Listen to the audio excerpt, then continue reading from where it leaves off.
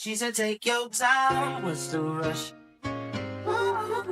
I said, baby, I'm a dog, I'm a mutt.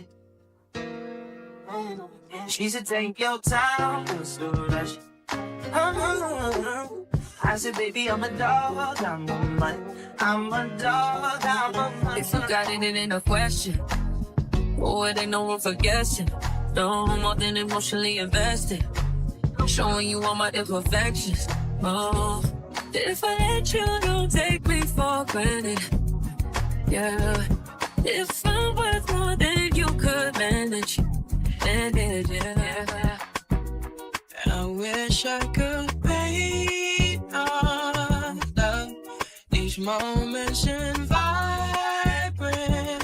You play, surge in the gunplay, surge in the pillow top, surge in the sweet dreams, turn it. Let you go through. I wanna be down. I wanna be down with you. Down with you. It's true. I wanna be down. What are you willing to do? Oh, tell me what you're willing to do. Kiss it, babe.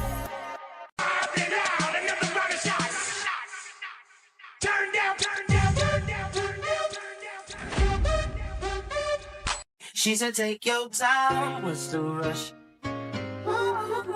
I said, baby, I'm a dog, I'm a mutt. She said, take your time, what's the rush? I said, baby, I'm a dog, I'm a mutt. I'm a dog, I'm a mutt. If you got it, it ain't a question. Oh, it ain't no room for guessing. No more than emotionally invested. Showing you all my imperfections. Oh, if I let you. What's up? Welcome back, everybody. It's your favorite Uncle Moe.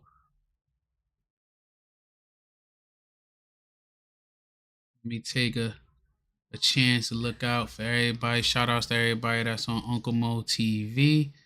Shout outs to everybody that's over at No Glory True Stories. I see y'all over there. Appreciate y'all. Hit the like button. Wipe your feet off when you step into the crib and say what's up. Like I said, it's your favorite uncle. We gonna start off with just a briefing from Fox 4 on the big beautiful bill. Then we gonna go into certain things. Tonight, main topics we gonna talk about is the Section 8 portion and the SNAP portion. We ain't gonna do a super deep dive. We're gonna save that for another time, or we might go into a super deep dive, but we're gonna talk about some of the reasons why this was even a topic of discussion when it came to this. So, like I said, I appreciate everybody who's tuning in. Now let's get to business.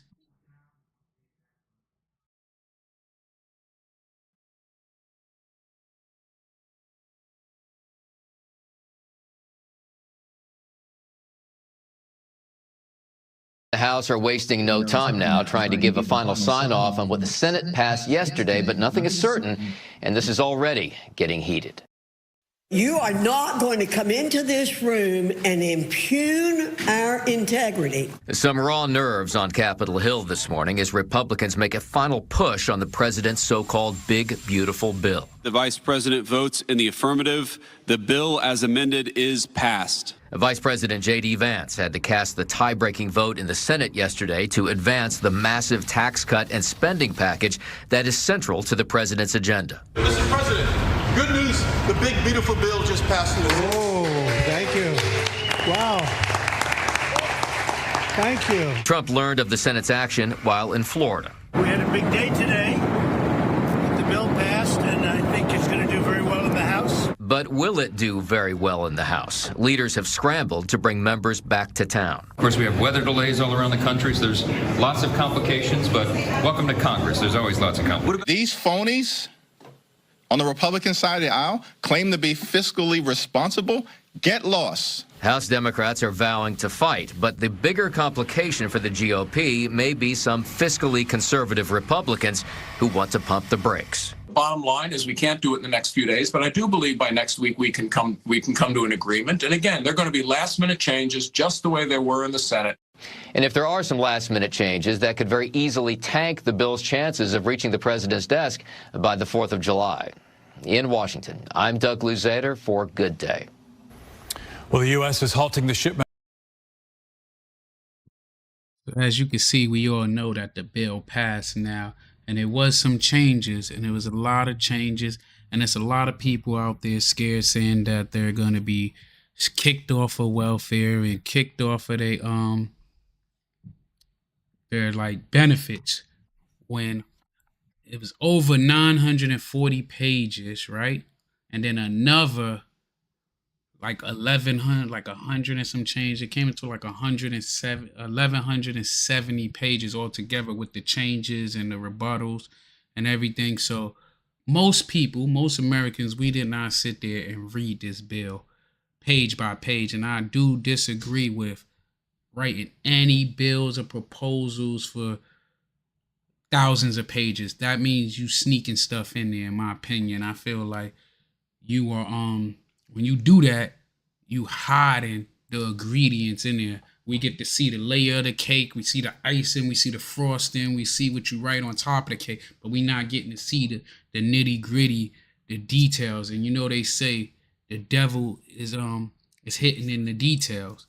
So that's what's going on with that. You know what I mean? But a lot of people are nervous about it, but they don't understand that the tax breaks, like as far as the SNAP go, yeah, some people are going to lose they SNAP benefits, but those are not the people that are bodies that are like have disabilities, older people, and people with young kids or pregnant, nursing mothers. No, those are the willing bodies that's, well, not willing, the able but unwilling bodies that don't want to go out there and work. And even with the working, it ain't like they only got to work 80 hours a month. 80 hours a month, not 80 hours a week, not 80 hours every 2 weeks, which is a normal full-time job. It's 80 hours every 2 weeks.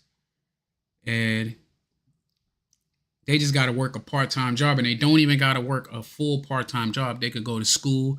They can even do volunteer work, but they just can't lay at home, you know? They just can't lay at home. I got another video I'm going to pull up for us. Of weapons pledged to Ukraine. This comes out. Now, I totally disagree with us keep giving arms over to Ukraine. I think that we need to stop on that. Good afternoon and welcome to the Will Cain Show. The big, beautiful bill. Man, it's generating a lot of controversy, a lot of debate, a lot of heat, but I think it's also generating a lot of confusion and therefore not a lot of light. Right now at the White House, the Senate Finance Committee is meeting behind closed doors with President Trump on the mega bill. We're going to be watching that to see if those senators have anything to say after that meeting wraps. But in the meantime, what's in the bill? What's not in the bill? Does it increase deficit spending? Does it decrease our deficit? Who's backing down? Who is not? Why is there so much heat? Let's start with that heat and the loudest voices in the room. Elon Musk has gone absolutely scorched earth on the. So with Elon Musk, he's going crazy over the bill because a lot of the incentive that they gave him and the cuts that they gave to his company, to Tesla, they cut it. They got rid of it with this green bill. They got rid of the great green, like it was what the hell is it called? The Great Green Deal, where they gave all these cutbacks to him for making clean energy vehicles and electrical stuff. In this big bill, they got rid of all of it. So he's pissed off. He done donated a lot to this campaign. He backed up Trump a lot. He did Doge for him, and then he felt like he got slapped in the face, and now he want to fund his own political party to go against all those who voted for the bill. So that's something we're going to cover in the near future too. But in there, like I said, he's pissed off because a lot of the tax subsidies that he had, they're moving it over to gas vehicles and the hope American companies. So if you buy an American vehicle when this come into effect, you get tax leniencies and tax cuts. You get to file all of that on your taxes. So that's what that about. Like, so he's pissed off about that because he invested, you know, into this, and now he feel like he put his time and effort into it, and now boom, you slapped me in the face. You took away, like you cut my throat after I tried to help you, or thought that, I mean, we don't know what the agreement was, what these rich people had going on in the background, but it sounds like he feels like the other end of the deal was not held up. So he's pissed off, and he vowed to pay and fund anybody who goes against the people that went against his energy bill, that, you know, cut the funding to his company. So we'll see how that go. I don't know how that's gonna work. We just gotta stand by, you know. But he's definitely pissed off and feel betrayed about that. Which, I mean, we all can understand. You invest millions of dollars into somebody and you think that they gonna look out for you, and they do you what you perceived as being done dirty, you know. Let me get to this joint. Enemy within. Okay, none of your beefs shouted out. Raymond Digger. Elon knew Trump was going to cut the Green New Deal budget. Yeah, but he act like he act like he ain't know that shit. I feel like they had some under the table deal. And yeah, MAGA condom, man. MAGA condom hard. And I feel like, you know, Trump is a businessman, and I feel like somebody came, what they said in Godfather, I'm gonna make him an offer that you can't resist. Somebody made him an offer that he couldn't resist on the other side. And I also feel that part of the things that we're doing as a country is to align us to be more self-sufficient on ourselves and not outside entities, you know?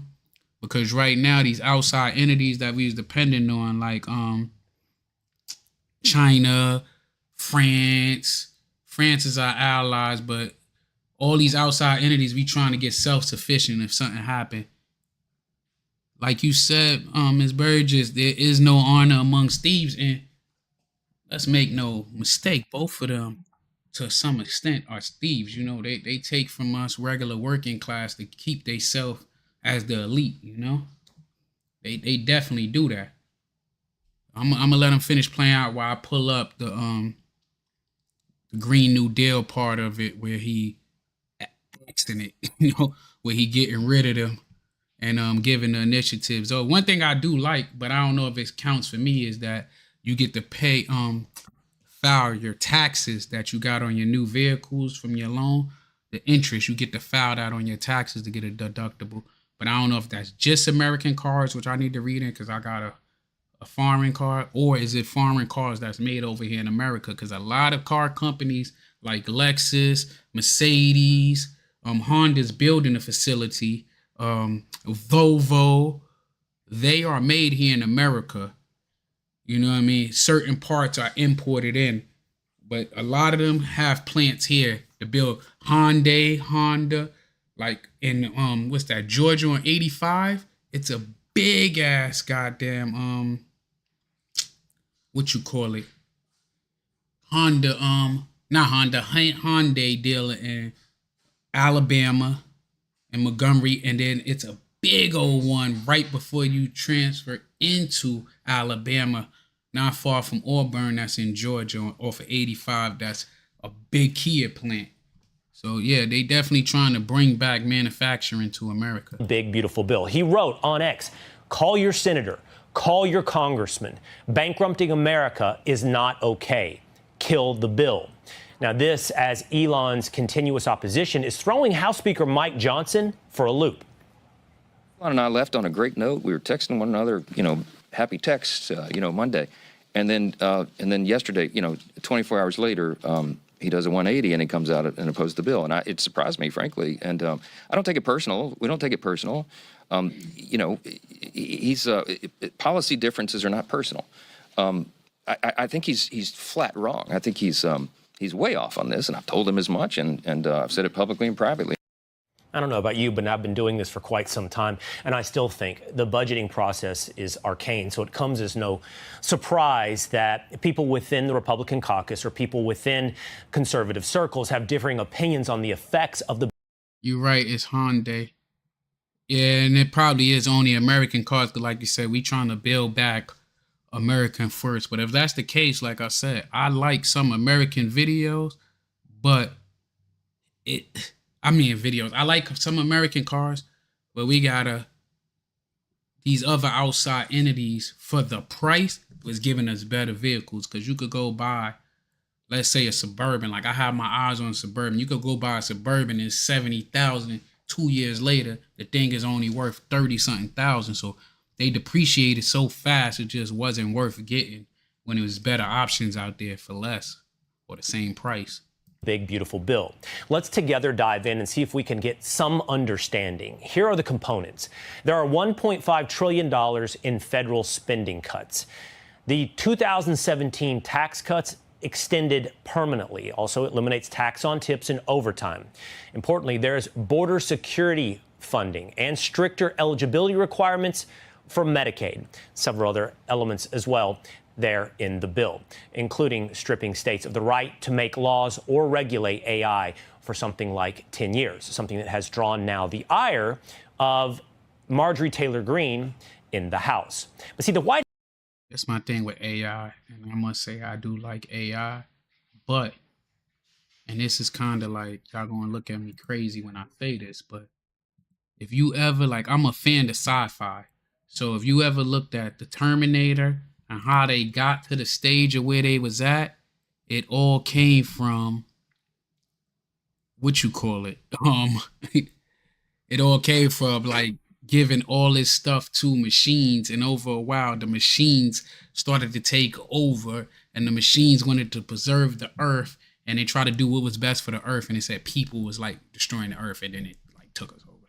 But anyway, I digress. Let's get back into the topic. The White House is still touting its main provisions, and they summarize it as follows. Here's Stephen Miller. He wrote, 1, it's the most significant border security and deportation effort in history, including the entire wall up front, now with no possibility of Democrat obstruction. 2, extension, full extension and expansion of the Trump tax cuts. This is what the CBO is scoring, not spending. Tax cuts, the ones we campaigned on. And 3, the largest welfare reform in history, cutting almost $2 trillion in spending. So those are the 3 major selling points, but still some Republicans are not on board with the big, beautiful bill. And why is that? Well, let's take a walk to the wall to see if we can narrow in on the 3 big sticking points among Republicans on the big, beautiful bill. So first of all, much has been touted about cutting back on Joe Biden's Green New scam. Now, this is green energy tax incentives that have been rolled back. These include zero-emission projects that do not begin construction within 60 days and clean energy vehicle tax credits. This has, surprisingly to some, made people wonder why are Republican senators opposed to the big, beautiful bill. Well, you can take a look. Senators like John Curtis of Utah or Tom Tillis of North Carolina have concerns. And you have to say, what is it about their constituency, at their states, they want to hang on to some of these green energy tax credits? But it's not just green energy. There are cuts to Medicaid. As you heard Stephen Miller respond, Medicaid is one of the biggest reforms in this bill is to entitlement programs and Medicaid in quite some time. There's an estimated $600 to $880 billion in cuts over a decade to Medicaid. How do they do that? You've heard Republicans talk a lot about work requirements, eligibility requirements. Well, more frequent eligibility requirements requiring re-verification every 6 months.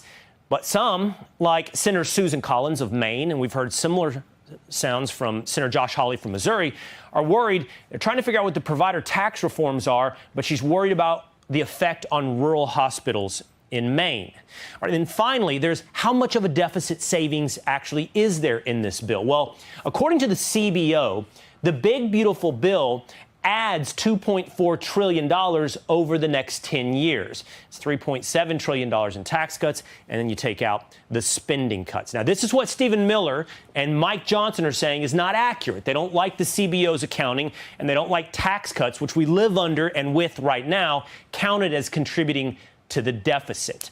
This is Mike Johnson. They use a different scoring. I think their assumptions are wrong. We've long complained about it. The CBO has done some fair work in some areas, but their projection of growth is always off. It's a constant complaint around here, and, it needs to be addressed in some way. We're looking at that. You heard him say their projection of growth is always off. The Trump administration and that's true, because you're using scientific guesses and following trend analysis from over a certain amount of times and trying to dictate the market. It's almost like being like financial forecasting, like financial meteorologist, but I'm pretty sure you're more correct than wrong at times compared to meteorologists. But one thing like we all got to realize is all of these cats are getting paid to lobby for somebody's special interest. So a lot of them, it went against their special interests. That's why they're voting against certain things and certain policies. And then all of them are getting a little give and take and poison pills in there for us. And we got to see how it affect us as the normal working class and the American public, all of us, that's the 99% of us. Let's go. Mike Johnson pointing out they're counting on economic growth due to tax cuts to reduce the deficit. But even with that, Kentucky's Rand Paul told me yesterday he sees the bill as too big to succeed. To put things in perspective, the bill increases spending for the military and for border over $300 billion. The DOGE cuts, which aren't in this bill, were about $200 billion. So this bill actually increases in the first couple of years spending more than all the DOGE cuts combined. My objection to the bill is they're going to raise the debt ceiling more than they ever have, $5 trillion, and that this will be the largest increase in the debt ceiling ever. And if the Republicans all vote for it, the Republicans will own the debt. So you heard Senator Paul say he has no problem with the growth projections in the bill. He has a problem with raising the debt ceiling. Let's put that then to a senator who is backing the bill. It is Oklahoma Republican Markwayne Mullin. Senator, thanks for being with us. I think I want to start with the debt ceiling, if we might, together. You heard Senator Paul say that's his big problem, raising the debt ceiling. He points out, and others have pointed out, if the deficit savings, if the deficit reduction is real, why do you need to raise the debt ceiling? Let's keep it real. In my 43 years of life, and since I've been an adult paying attention to what's going on in this country, they don't give a damn about the debt ceiling, man. They just say that when it's stuff they don't care about, man. They just be printing money. They don't give a damn about no debt ceiling. Well, it's kind of like buying a failing business, right? My wife and I used to buy companies all the time, and sometimes we'd have to borrow money to purchase a failing company, but we knew the projection. We knew that we could get it into the black while it was in the red, but we had to go over a hump. We inherited a crap show from the Biden administration. They had literally doubled almost every agency's budget in the last 4 years. We're in debt. We can't just simply stop spending that debt and expect that we're going to pay it off all at the same time. We have to borrow the money to get us over the hump to let Biden's policies fade out and Trump's policies increase. We know for sure that when we make tax cuts permanent, when we did this in 2017, CBO said we was going to have a $1.5 trillion deficit, and actually what happened is the economy increased by $1.7 trillion is what we ended up bringing into the Treasury. So we have to borrow to get us past this point. Immediately, those two lines will start closing as we start seeing Trump's policies continue to go into effect. We see the economy come roaring back. We see the manufacturing come back. Right. We see jobs increase. We see wages come home increase. We will start. It goes back to what I was saying about the cars being built here in America. We trying to bring manufacturing back to America. Like they're slowly bringing it in and giving incentive. That's why when he was doing the tariffs, if you paid attention when he was talking about tariffs on these countries and car manufacturing, it was only tariffs on car companies that don't have plants over here. And like I said, a lot of people ain't know that they had Hyundai, Kia, Lexus, Toyota, because Lexus is Toyota. And now they're talking about Honda building out here too. And he want to put them in more rural communities, which I'm pretty sure property is cheaper. And he don't want them to use old infrastructure. He wants them to build fresh. So that means that's more jobs in the construction industry. That's more growth in us using our own material as far as wood, concrete, electrical stuff. And in this bill, they also added money, and the Pelt grant can go towards clock hours now. Now, the tips for service workers passed. None of this stuff come in first into effect into 2026, but it did pass. It's up to a certain amount that you get the tips on. But if I was making $30,000, right, and then I got $20,000 in tips, but I only have to claim as deductible income $30,000, $20,000 is still a win. Vice, $30,000. You know what I mean? Vice the full $50,000. And then for these people crying about the programs they get, now these people that actually work is eligible to collect and to get these joints. I mean, I'm not a Rubik's Cube, like I'm not strong. They said they're not touching the medical for elders and for veterans and for people with disabilities. I'm not behind none of these bills that's 1,000 pages and shit. I feel like you sneaking stuff in on us. It was supposed to be 0. Yeah, but then a lot of these House Democrats, they disagreed with not having a cap on how much you could go tax-free. And this is only at the federal level. The state, places that got state income taxes, they you gotta still pay taxes on it. But state places like Texas, Florida, you don't have to pay state income tax. So this is where you're gonna really see the big chunk of your money going back into your pockets. Seeing the spending go down because, by the way, this is just the first cut at deficit spending, which we're cutting 1. I mean, I was against the bill, CD. I can't help it. I mean, it flew through. I was cool with the tax breaks, but I wasn't cool with cutting funding to healthcare at all on any level. $5 trillion in deficit spending, we're eventually going to cross those lines. Now, where does that line cross? The reason why we're doing $4.5 trillion, almost $5 trillion in the debt increase is because those lines will cross about the same time that runs out if everything continues to work. Now, but Will, let me make a very important point here real quick.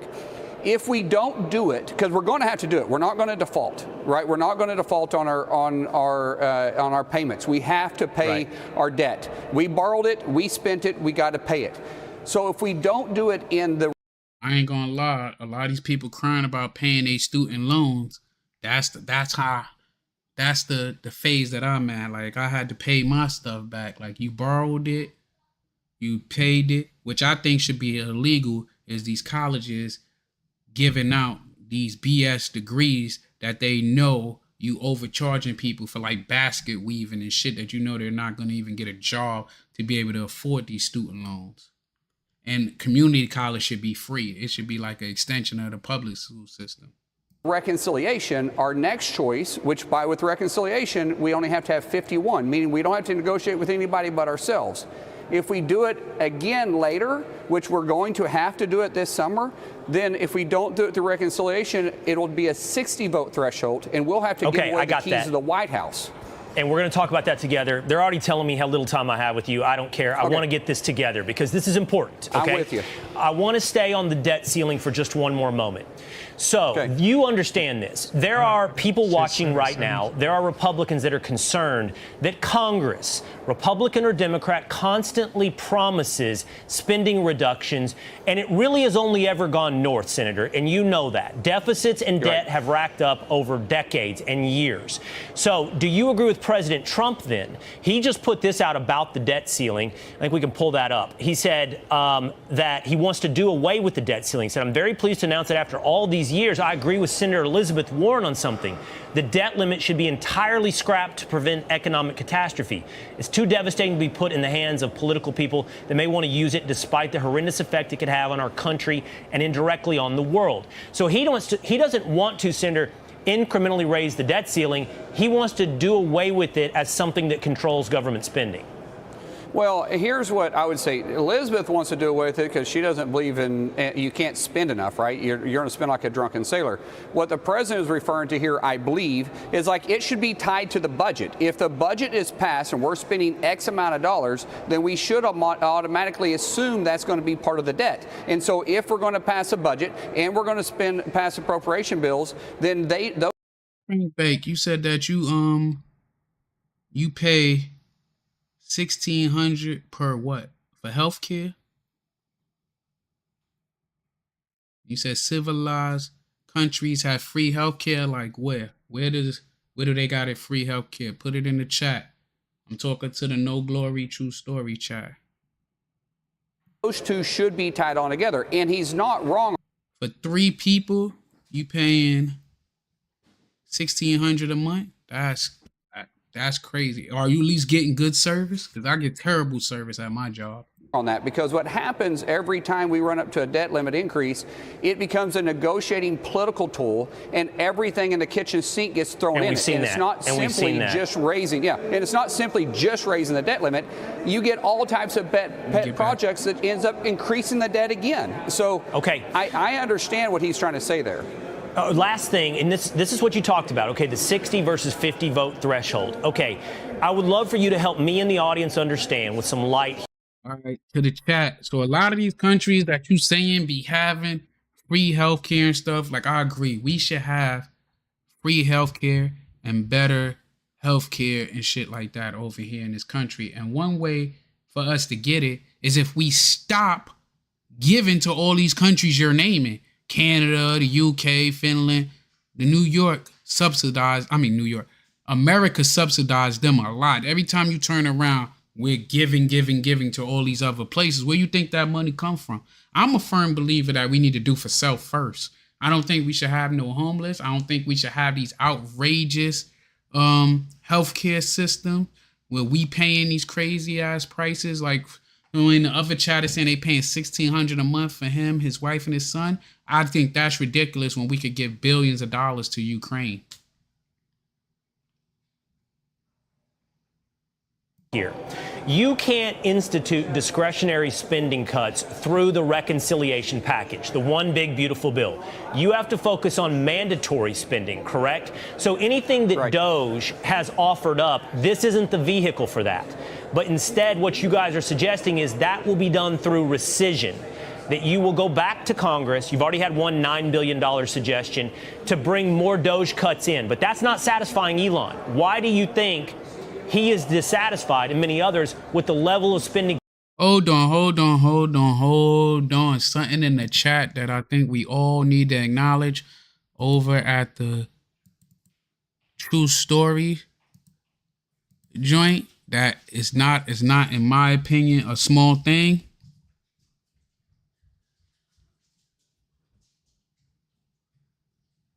I gotta show it out to Crankbait.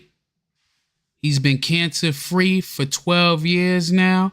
So let's show some love and nice respect, and happy that you here and that you've been cancer free for 12 years. We like that.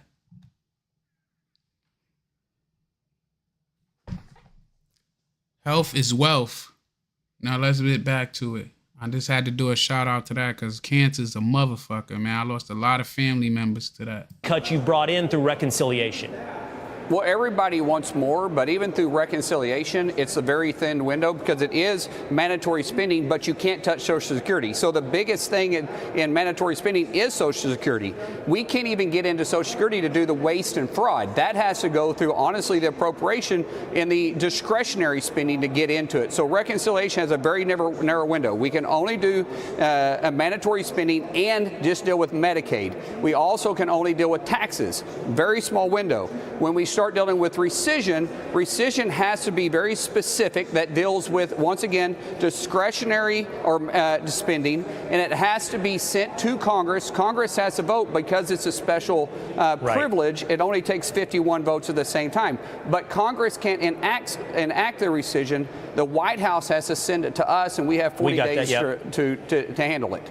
Okay, I'm way over time, but I have to ask you this last thing. Then if a viewer is watching, or anyone is watching, they're like, well, when do all the Doge cuts be made? How can they be made permanent? If it can't be done through reconciliation, and it has to be so targeted and narrow, and then as a byproduct, small in reconciliation, how can we see the Doge cuts actually implemented?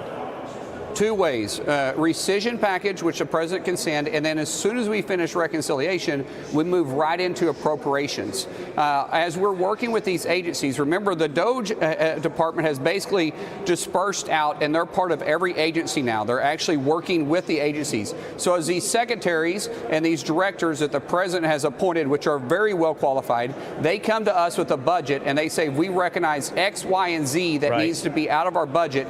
Please withhold that with our appropriations. That's where you're going to start seeing it in every single meeting we've had right now in the appropriations process, because I'm an appropriator. We have seen it by the secretaries bringing that information to us. Okay, so that means the secretaries are listening to Doge, and they will be making the appropriate recommendations to Congress for those numbers coming from Doge. We hope that's true. It defies the history of government, but we do hope that it's true. All right, Senator Mullen, I think that provided some light, and we appreciate it. Hey, Sean Hannity here. Hey, click here to subscribe to Fox News YouTube. I ain't even gonna lie, I don't even like Sean Hannity, to keep it real. I think he's page a little extra. I don't really think he cared for everybody. I think he's another a rich crony. But who stole my damn thumbnail? But let's see. That was 2 months ago. I got one that one dude broke down the tax joint kind of eloquently. He was a little too high sprung, but you gotta take the good with the bad, you know? But we'll get into that. Donald Trump's best week ever just got even better. A big win at the Supreme Court and a big loss for Tesla is finished. Elon has failed. That is what they want you to believe. But tech expert Jeff Brown, who Elon is covered. Well, as you know by now, President Trump's... First of all, Elon is covered worldwide, man. He's in bed with all these countries. He's in bed with China. He's in bed with us. He's all over, man. So we can't even... He gonna be all right, man. We done let him behind the veil to see how things work that he shouldn't have had liberties to. One big, beautiful bill has passed, and it has been signed into law. And it was signed into law on the 4th of July. What better day than that as we head into our 250th year of existence in this great nation? We get a bill passed that serves the American people rather than the American political system. Now, the Democrats and the mainstream media have been raging about this bill. They've been saying things like this. Check out what House Speaker, what Minority Leader Hakeem Jeffries had to say about the bill. Check this out. Assault on health care in the United States of America, people will die. Tens of thousands, perhaps year after year after year, as a result of the Republican assault on the health care of the American people. I'm sad. I never thought that I'd be on the House floor saying that this is a crime scene. And House Democrats want no part of it. Now, as you just heard Hakeem Jeffries say, Democrats want no part of it. And there's a reason why they don't want any part of it. They are pissed. The Democrats and the mainstream media are highly upset, and we're going to break down why. Now, real quick, I'm just going to point out some key benefits from the bill, and then I'm going to jump into why the Democrats are highly upset about it, and they wanted to sway you and I to fight against it, to get our politicians to go against the bill. They wanted to flip Republicans not to put this bill into law because they knew it would be the death nail in the coffin of the Democrat Party. Let me get into it. So real quick, here's some of the benefits and the highlights of it. The typical family will get up to $10,900 in additional take-home pay. Workers will see increased wages up to $7,200. Households earning less than $100,000 a year get a 12% tax cut compared to what it is right now. Up to 7.2 million jobs are protected and created with this bill, and 1 million new jobs a year will be created annually. No tax on tips, overtime pay, car vehicle interest, and tax relief for seniors will put more money annually into Americans' pockets. $1,300 per tipped worker and $1,400 per hourly worker. It locks in and further boosts the double child tax credit to $2,200 for more than 40 million Americans. It locks in and boosts the double standard deduction, increasing it to $31,500 for families. Expands 529 education savings accounts and educational freedom to empower American families and students to choose the education that best fits their needs, whether it's K through 12 materials or obtaining post-secondary trades credentials. And parents have the right to opt their child out of hearing LGBTQ related information. So if you're a parent, just know when you get to that school, opt your child out if you don't want them involved in any of that. Supports working families and small businesses by expanding access to the child care credit and making permanent the paid leave tax credit. So you get paid leave tax credit, okay? And they say President Trump isn't caring about the working family. They're crazy. Enhancing. I'm America first, but this boy he pussy popping for Trump right now. He need to slow down and just keep it to the facts, boy. Is the adoption tax credit to help more families experience the joy of adoption and grows the child independent care credit. So now if you adopt a child, you get benefits. If you're already taking care of children that are in the foster care system, you get an increase. So you're being benefited for the benefit that you're providing to somebody else. You're helping the child. So the government wants to help you. And that's how it should go. The government should help those that are helping themselves. Those that don't want to help themselves, why should the government want to help you when you don't want to help you? I do agree with that, man. God bless the child that holds his own, and God bless the child that's going to get out there and get it. But I also feel that we got a civil duty for those that can't, those with disability, our elderly, our children. That is our job to protect them and to take care of them. But it is not our job to enable able bodies to sit on their tail and not do nothing. It puts American families in control of their health care by expanding the health savings accounts. Eliminates fraud and waste in Obamacare 74. and blocks access to taxpayer-funded health benefits for illegal immigrants. Now, the one thing that we're unable to do, because please know something, for this bill to pass, certain things had to be taken out. If you'd have saw the original bill, everything was in it, benefits for everybody. But you know, some of those rhinos whose votes were needed did everything they could to try to strip that bill down. And then you have what's called the parliamentarian. This is somebody that's not elected, they're selected. And what they do is they monitor the Senate, both sides, to make sure that everything that they're adding into it legislatively falls within Senate rules and guidelines. So like the parliamentarian, since this bill was focused on more so fiscal, this bill was about money. So any legislation that was involving anything else, the parliamentarian didn't allow it, such as booting 1.4 million illegal immigrants off of the Medicare. They tried, that was in there. The parliamentarian said it fell outside of the lines, therefore it was left in. But people get pissed off like, oh, the rhinos and Trump stuck it to it. People blame Trump for everything. They say, oh, Trump Hotel had gum on the floor. And, you know, President Trump stuck that gum on the floor so my foot would get stuck. I mean, some people do. They do got the, as they coined it, Trump derangement syndrome, that everything is Trump for. But I mean, it's been going on since the beginning of time. Whoever's in office, is their fault. That's the price of leadership, though. No different when you're working at your job. Your subordinates, anything that's wrong, it falls back on you. That's the price of leadership, you know?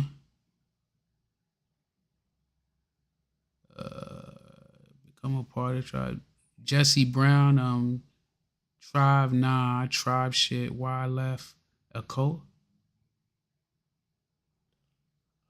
I don't even know what you're trying to say, so I'm gonna let you slide, Jesse. Like Trump did that. You think he personally did it? It's crazy. But that was what's going on. So that's why that stayed. It wasn't that Trump wanted that in there.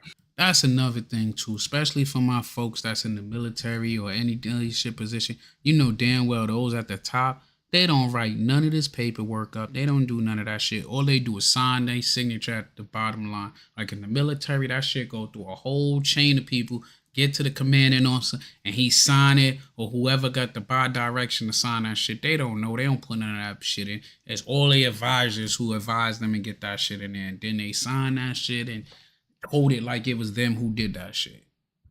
It's not that Mike Johnson wanted it in there. It was that the parliamentarian did not allow the Senate to remove that. Now, John Thune, the majority leader in the Senate on the Republican side, he could have triggered what's called the nuclear option, which is where he could have overrode the parliamentarian. Now, the only reason he didn't is because when you do certain things, if you haven't paid attention in Congress or in the Senate, should I say in the House or in the Senate, when you do certain things for the first time, now it's open game and everybody does it. Only reason Stream Elements is saying tribe because it rhymes. So strive and tribe. Join the family. My name is Uncle. You know what I mean? We're a family over here. All right, Jesse James. So it's saying subscribe to the family. Show some support. Hit the like button.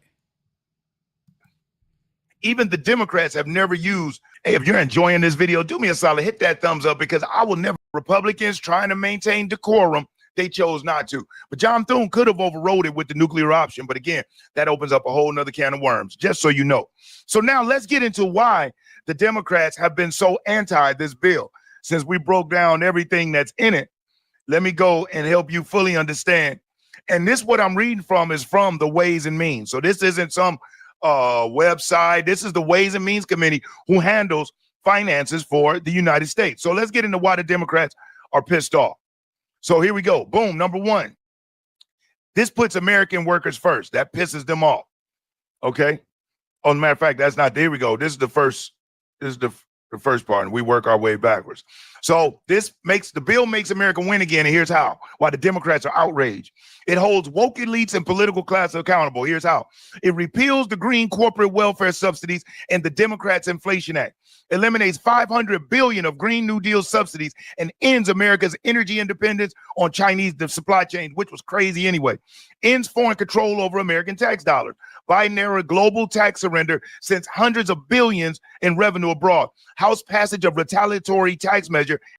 That goes back to what I was telling y'all earlier about how we trying to get more self-sufficient over here in America, and how we're trying to pretty much take ourselves off for being dependent on all these other nations, because the same people that could feed you can starve you. So that all goes part of it, where we slowly trying to, because God forbid, if they become our adversaries tomorrow, then boom, we already cut off from that. So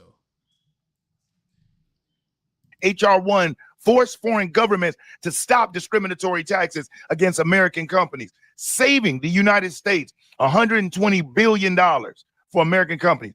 Increases in the university endowment tax. So now all these universities is getting these huge endowments, but they preach anti-American ideology. Read fantasy. How what cult am I a part of? Please explain to me. What cult am I a part of? Now you're going to have to pay a tax on that. You want to get the money and you want to be anti-American, you have to pay to talk bad against us. New restrictions on radical left-wing organizations in the tax-exempt sector. Thank you. I appreciate taxes it. on nonprofits. So now if you got an executive making $3 million a year at your nonprofit, guess what? You're going to pay a tax on that, because your nonprofit is nonprofit because it's supposed to be providing a service or assistance to the people.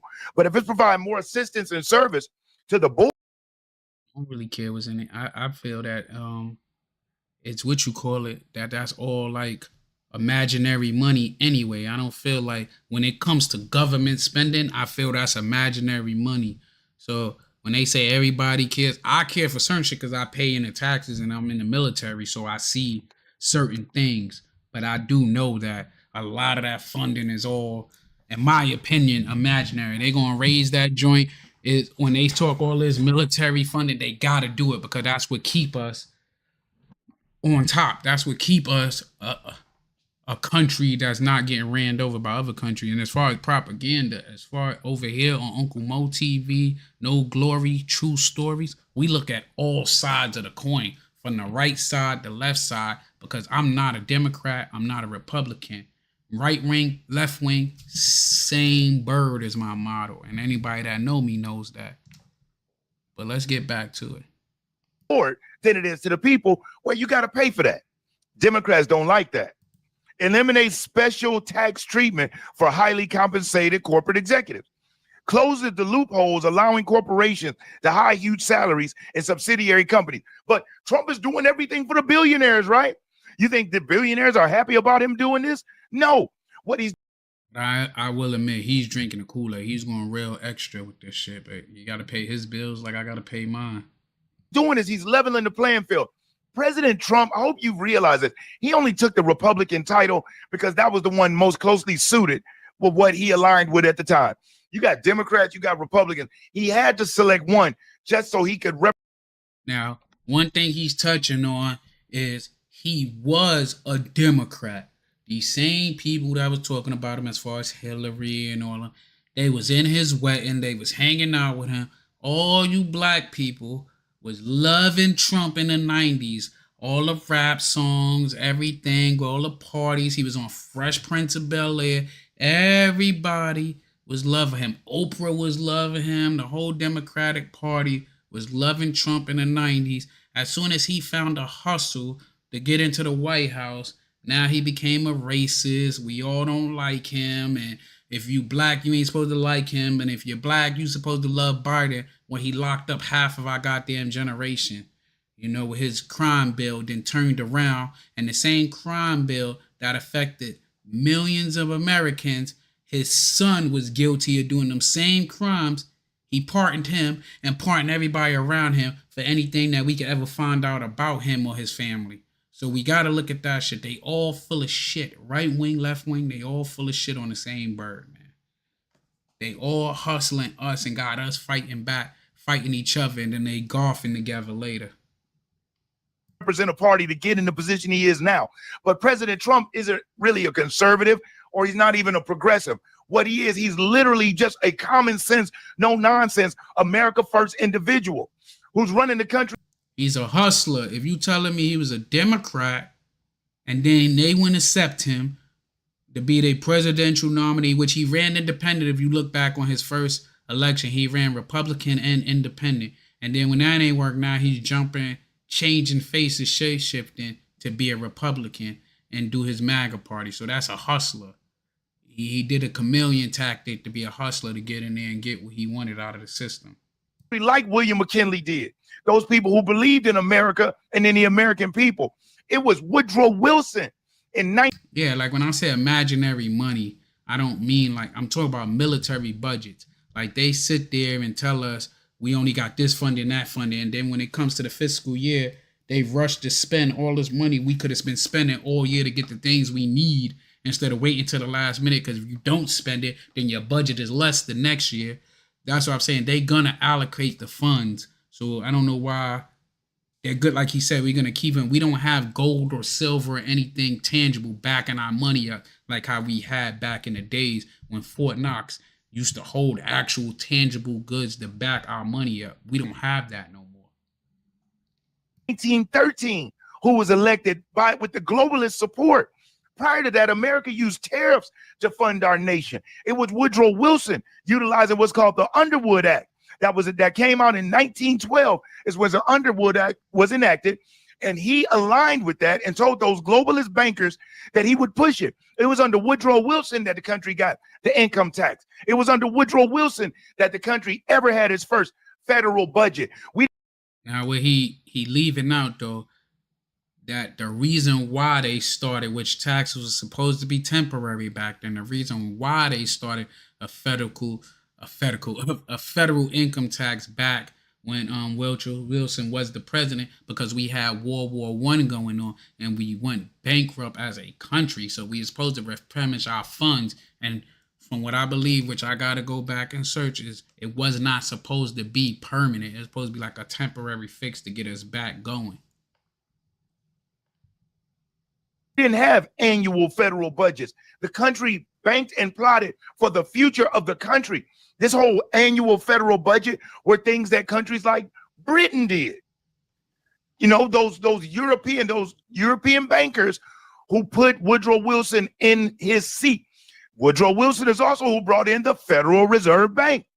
So when you look at what this Democrat did, he sucked the life out of the American system and made the government the focus of the country rather than the people. And it's a fact. Look it up. When the income tax was first enacted, it was supposed to be for the top 1% at 1%. So just like now, when the Democrats get up and they say, oh, this is for the billionaires. This is for the billionaires. Let's pass this to hold the billionaires accountable. The first major reduction on tariffs was in the Underwood tariffs of 1913 was the first major reduction of tariff. The average tariff dropped from 41% to 27%, and all tariffs was lowered by 25%. So you mean to tell me we had tariffs in 1913?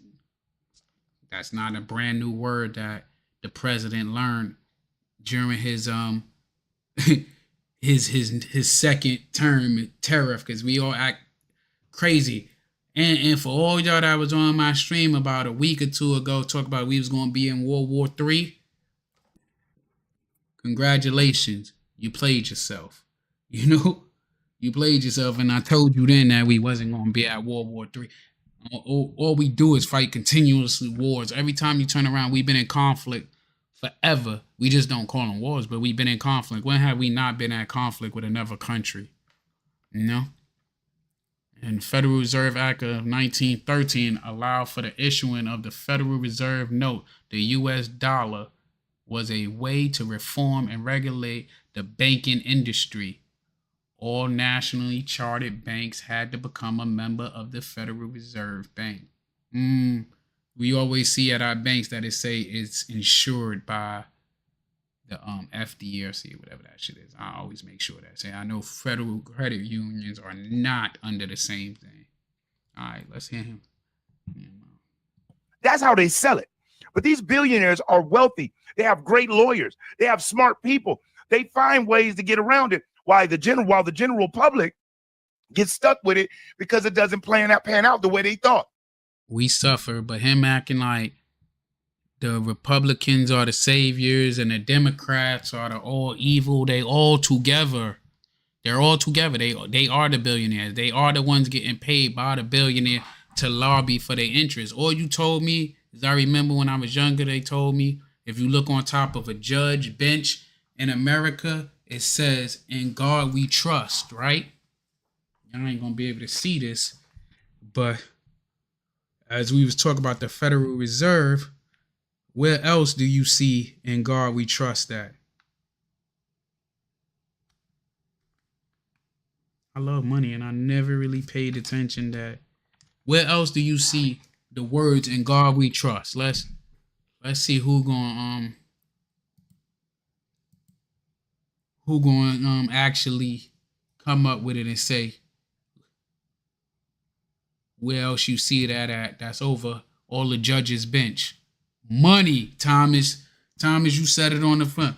"In God we trust" is on every bill. You probably can't. I don't know if it's focusing, but I know if I get too close, it's going to try to blur it out because of the drown. But "In God we trust" is on every note. And I remember my grandfather used to tell me, he said, the same way you see it on that's like a dog whistle that tells you money talks and bullshit walks. That's why we so shocked to see a lot of our celebrities not getting that celebrity appeal like how they used to be. We got billionaires being pulled into there. Like, I ain't think that Diddy was going to do no major time and none of that shit because he can afford the means to fight the case, you know? He got the means to go up against them. And they need him to keep that money and shit circulating. You think those billionaires are willingly going to let you take their stuff without fighting tooth and nail? And then when the revenue's not generating from it like they proposed, they say, it's not working out. Who we get it from? Well, it's already legal. Let's just slap the people with it. They voted us in. They wanted us to do it. They just didn't know we was going to do it to them. That's what happened. So it started out as 1% tax on the top 1%. Now look, it's 7% across the board, and all of us pay it. Got to watch those folks. It stops taxpayer benefits from going to illegal immigrants. So we already know that's a great thing. Puts America first. It eliminates premium tax credits for Biden-era rule that encourages fraudulent enrollment, and it requires upfront income verification and ensures access to primary care, access to PTSs are fully repaid. Ends abuse in China to circumvent duties. Consistent with White House executive order, eliminates de minimis for low-value commercial shipments. Ends taxations of suppressors, short-barrel rifles, and short-barrel shotguns. So now it cuts the transfer and making taxes from $400 to zero, removing an outdated barrier abused by the Biden administration to prevent law-abiding Americans from exercising their Second Amendment rights. The number one food for regular BMs, huh? Okay, let's see. Fastest way to clear out stuck poop is by adding more fiber. Wow. Here's another reason why the Democrats are upset. Because it delivers the biggest wins for the working class. Here's how. In addition,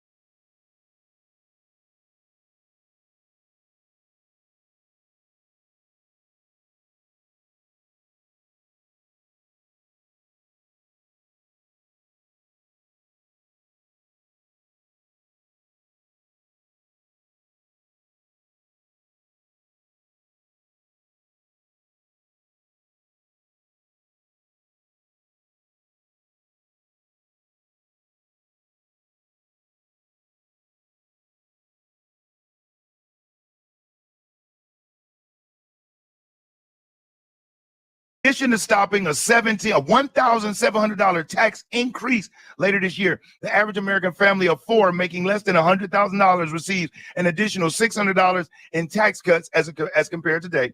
Working families making between $15,000 and $30,000 will have their taxes cut by 21%, the largest of any income group. So there we go for your lower middle class benefit right there.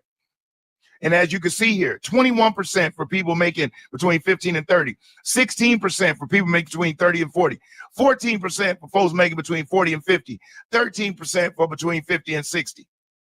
As a result of the one big beautiful bill, the top 1% will pay more in federal taxes than they did before. Over 40% of all federal taxes. That's why when these lamestream media pundits and these Democrat politicians say, oh, the school teacher is paying more in taxes, you notice they say more in taxes than the billionaire. They're not talking about actual dollars. They're talking about the tax rate. But if you look at what a person making $1 million taxed at the rate they're taxed at versus somebody making $30,000, the millionaire, regardless of how you cut it, is paying far more in taxes. But a person who doesn't understand mathematics, like say, oh, how come a billionaire is paying less in tax than a teacher? They really believe the billionaire is paying less in actual dollars and contribution than the teacher, which nothing could be further from the truth. And it's insane. And somebody that is making that type of shit, I was talking. Mike was muted the whole damn time, and I done said some real prolific shit. But what's insane is we don't pay our damn teachers a livable wage for the most part. They need to pay our teachers, and we need to, like, I don't think they need to get rid of the Department of Education. I think they need to revamp the Department of Education, and they need to invest into the Department of Education and make it work and build new schools and make a better infrastructure and give us like actual shit, like put trades and shit back into schools so that when you graduate high school, you can go out and get a job that you can have a livable wage on. Not just you go out there, go believe in the illusion of college, and then that shit don't work out, and then you go You get a degree that you done spent $200,000 on to go work outside of your field, and now you in debt for damn near half your life trying to pay back a degree that you can't even use. Money, and if they are a small business, or the more money they have in their pocket, the more money they can spend in the market, in the economy, stimulate small business, stimulating big business, whatever way you want to cut it. But they sell it, and that's why they love their voters to be ignorant. Democrat Party, that's why they love these illegals. They don't know the American. Republicans love their voters to be ignorant too. Don't act like it's just one side. It's both sides of the coin. They both want they want us to be stupid as a whole. The elite want the lower class to fight over shit that don't make no sense. American landscape, the more ignorant you are, the better you are as a constituent for the Democrat Party. Why do you think their slogan is vote blue no matter who, other than who we tell you to? It's vote blue no matter who, other than who we tell you to. That's just crazy. And so they say, hey. Never heard that until he said it. I heard the vote blue no matter who, but I never heard the last part that he said. Listen, remember Project 2025? Remember that was all people of color were going to be locked up and thrown out, and because they knew their constituents weren't going to read. They would say, hey, it's 900 pages. 900 pages, y'all. So trust what I'm telling you is in it. And I did a video when during the election that broke down that, pointing out to people, hey, what they're telling you is supposed to be in it, it's not in it. I would issue challenges of $100 if anyone could jump up, especially black folks. Show me one thing in it that's racist. Show me one thing in it that's against women. I challenge you. And they couldn't. We know they couldn't. He said some shit that kind of rubbed me the wrong way there. When you say especially black folks, I don't know if you can see, my brother, but you black. You are black folks. And if you're smart enough to understand, that means that there's other people out there that's smart enough to understand. So don't try to talk down on the whole, man. The One Big Beautiful Bill provides the biggest relief to low-income families. The One Big Beautiful Bill will cut taxes for Americans earning under $50,000 by 14.9%. 66% of the One Big Beautiful Bill's tax cuts benefit families making less than $500,000. But it's all about the billionaires, right? 66% of the bill, million people in this country. And I will go on record of saying at least 200 million are making less than 500,000. At least 200 million. So you know it's only 1% that's even making anyway. That I'm getting tired of the way he shucking and jiving right now. So we gonna go on to the next one. I like his content. If you like what you heard, you can go over there and subscribe to the show.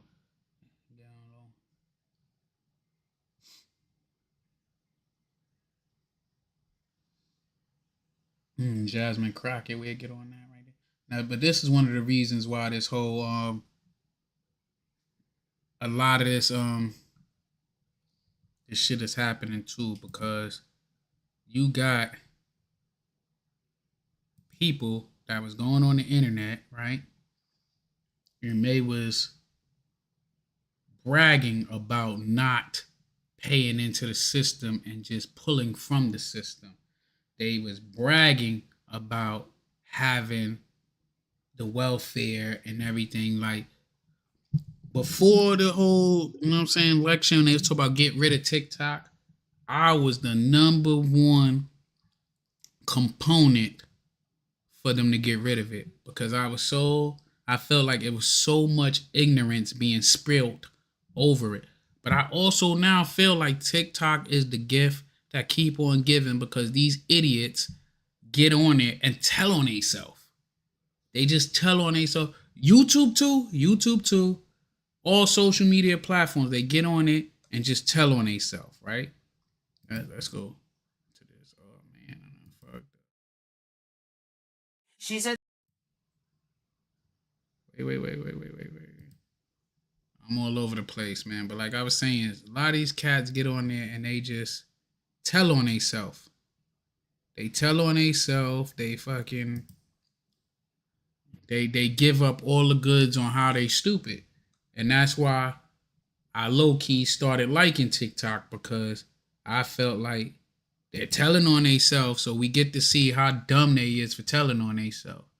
You know, like I went into TikTok, right? I literally just clicked on where the shit said food stamps, right? And I've never seen so many people happy in poverty, right? There's one chick right here. She's the fucking gift that keeps on giving, man. Let's just take a look at it. To everybody telling me that I need to go get a job so I can support my 6 kids, no, sweetheart. That's your job. Man, my That's job. why you go to work every single day. To pay my bills. 12 hours a day, 5 days a week. That's why you work on Christmas. That's why you work on Halloween. That's why you're not with your kids through the week, because you're at work supporting my kids. I done fucked it up trying to make it bigger, but To everybody telling me that I need to go get a job so I can support my 6 kids, no, sweetheart. That's your job. Man, my That's job. why you go to work every single day. To pay my bills. 12 hours a day, 5 days a week. That's why you work on Christmas. That's why you work on Halloween. That's why you're not with your kids through the week, because you're at work supporting my kids. The ones you pop out of your works. vagina that That's how fucking looks like a fucking Grand benefits work. Canyon. Yeah, So you're when you were born, you either decided to be the giver or taker. You either contribute to society or you take from society. I am a taker.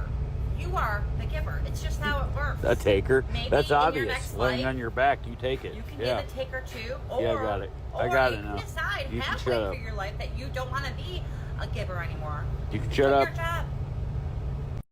To everybody telling me. But that's crazy because like she was one of them people up there talking about how, as you could see, that she was getting like $10,000 a month in government's funding, subsidies, food stamps, healthcare, all this stuff. And this is the type of reason what came into effect to make them want to make this bill that says if you're a willing body, I mean, not a willing body, an able body, you need to get out there and work and contribute instead of just taking. Because even though in my heart of heart, I feel like she's trolling and she found a space and now she's going to make, you know what I mean, this space pay her. Like she monetizing, rage baiting people with this. But it is people out there like that. The same thing with Section 8 on why they talking about it. Like, I ain't gonna lie, it's plenty of days I get up and I just don't feel like going to work, you know? And like my shirt say, I just do it. I have no choice. Like, I have bills to pay. I have children to take care of. And if I don't go out there and make it happen, it's not gonna happen, you know? And it's crazy because there's people out there like that. And like I said, the wonderful world of TikTok, where you could just type it in and these people are self-incriminating themselves, you know? And then, like, it's ridiculous, utterly ridiculous how it is. And it goes on and on and on. Come up, look. Get on your knee, let me put a cow off in your throat. Put a hole, let me see you drop it to the floor. I'm real freak, I'm finna jump off the fucking door. I'm on some in their butt. And this my thing. They said she got 7 kids, bro. Like, I was telling one of my peoples, right? I have 3 kids, you know? I have 3 kids, and I told them, and they was like, oh, why you didn't have more kids or whatever. Most people that take care of their kids when they're young, they don't have a bunch of kids because they know it's hard out here, man. Look, single mom of 5, right? And they happy, and it's not. I'm a 5, and I do get food stamps, and of course. And women, please, let's stop making it a badge of honor to be a single mother, especially when you have to depend on food stamps, Section 8, and welfare benefits. It is not a badge of honor to say that you had multiple children And I won't even say you get no help, because if the father's working and you know who the father is, not saying you don't know, but for those who don't, because y'all go in there and say y'all don't know, but y'all know who the father is, the welfare is gonna go out there and take them for child support. And then they're gonna keep that child support to their self and give you the benefits or whatever, because that goes towards the reimbursement. So the states is gonna keep it. And a lot of y'all, what y'all do is y'all hustle. Yeah, I'm gonna tell y'all secrets, because I was somebody on child support before. Y'all do that, right? But y'all won't put that child that you're getting child support for. You won't put that child on your budget or whatever. Y'all, however the fuck they do it, because I was never on that shit, right? My mom's just retired after doing 30 years at the post office. She was a school teacher before that, and she made a hell of a lot more money working at the post office than being a school teacher. But that's neither here or there. But I wasn't on it. We worked hard, and what they do is they would take the child father and say, like, you're paying, like, I got a friend paying $18.41 a month. So if he paying $18.41 a month, she would get the $18.41 a month for that father that's on there, right? Then if she got other kids that say she don't put them fathers on there or they're not working, she'll get the state money from them, and then they live off of that, man. You know, God bless the dead. I had a friend that she lived off of child support. That was her thing. She had three kids, 3 baby fathers, and she lived off the child support. She did not work. Her child support, because the kids' fathers had good jobs, was enough to sustain her lifestyle. And the crazy thing is, one of the kids lived with the father. So that was crazy. He was paying child support, and the kid lived with him. But he felt like it was easier for him to just pay the child support than to deal with her. But here go to let's finish here. According to my comments, you guys don't know how the fuck the food stamps and the SNAP benefits work, so let me educate you in 1 minute and 3 seconds. First and foremost, I am in Texas, so you must be a Texas citizen. You must be a U.S. citizen, or you must be a qualified legal non-citizen, and you must live in a low-income household. Now, they do take income into account based on your family size. Again, income into account based on family size. I know that you guys think income equals the ability to buy food. Remember, it's a low-income household, so that is not always the case. Now, since they do look at your income, they also look at the expenses like childcare, shelter, utilities, medical bills, things of that nature. They also have an asset limit here in Texas of about $2,700 and some change. Now, the nitty-gritty when it comes down to working. If you're between the ages of 16 and 59 years old, you are required to work, train, or volunteer. However, if you are elderly, the primary caregiver to someone that is 18 or younger, a student, or disabled, those do not apply to you. I'm a single mama. Fuck the food stamps and the SNAP benefits. So let's get back to it. Let's dissect some of the shit she said, right? Now, what she said, the low income, right? Why the hell do she need childcare if your ass ain't working? You see what I mean when they say about the big, beautiful bill, why they made a work requirement? Because you sitting at home, and the crazy shit as we go through these videos, you're going to see a common thing that might offend some people. All of them, I don't see no malnutrition. People that's getting on here complaining or getting on here saying they're on these food stamps, man. All of them look very voluptuous, you know? Voluptuous, and they proud to say, like, let's check the comments, you know? The comments are saying, I'm gonna try to blow it up where y'all could read it and then bring it up here again. Well, shit, let me see. Put this back. I blew it up too much. Let's put it back on this one, on the main screen. I think I keep that the same. I could read the comments out to you, right? Look at the comments. The top comment, right? A female said to her, "Why have so many children? My husband and I wanted 4, could not afford 4, so we had 2 that we knew we could take care of. This need to be considered when bringing children into this world. You know what that's called?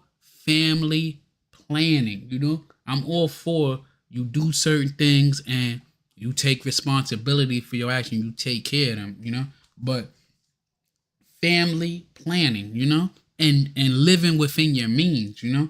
This woman in the comment realized, hey, I wanted a family of 4. That means that's a family of 6 of us, counting me and my husband. We can't afford that.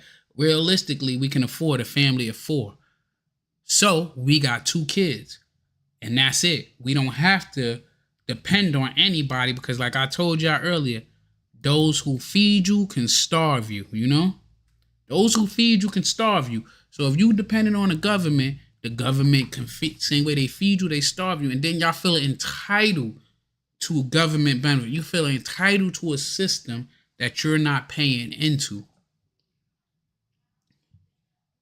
Even if life insurance is meant to be used upon death only, it could be canceled at any time and money would be reimbursed to the policy owner, which is why it's considerable as an asset. Okay. Why are you having babies you can't afford to feed?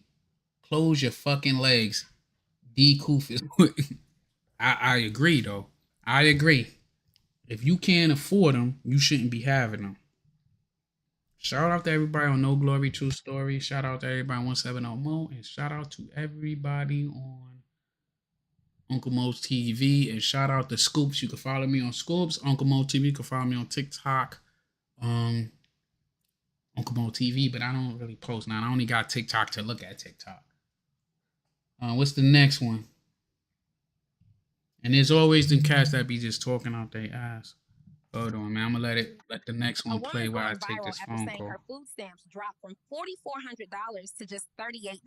My food stamps went from $4,400 in food stamps every month to $38. What am I supposed to get with $38 with 6 kids? How the hell am I supposed to support my kids on $38 in food stamps? Not to mention our disability checks on hold. Our Section 8, my rent isn't getting paid tomorrow. So I have to come up with $1,100, okay? I am allergic to work. I can't work. I refuse to work.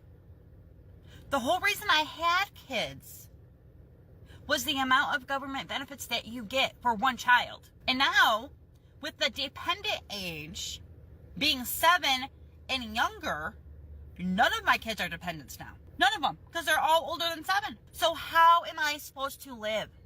How do I feed my kids on $38? This is not okay. Not okay. A woman's going viral after saying her food stamps dropped from $4,400 to just $38. My food stamps went from $4,400 in food stamps every month to $38. What am I supposed to get with $38 with 6 kids? How the hell am I supposed to support my kids on $38 in food stamps? Not to mention our disability checks on hold. Our Section 8, my rent isn't.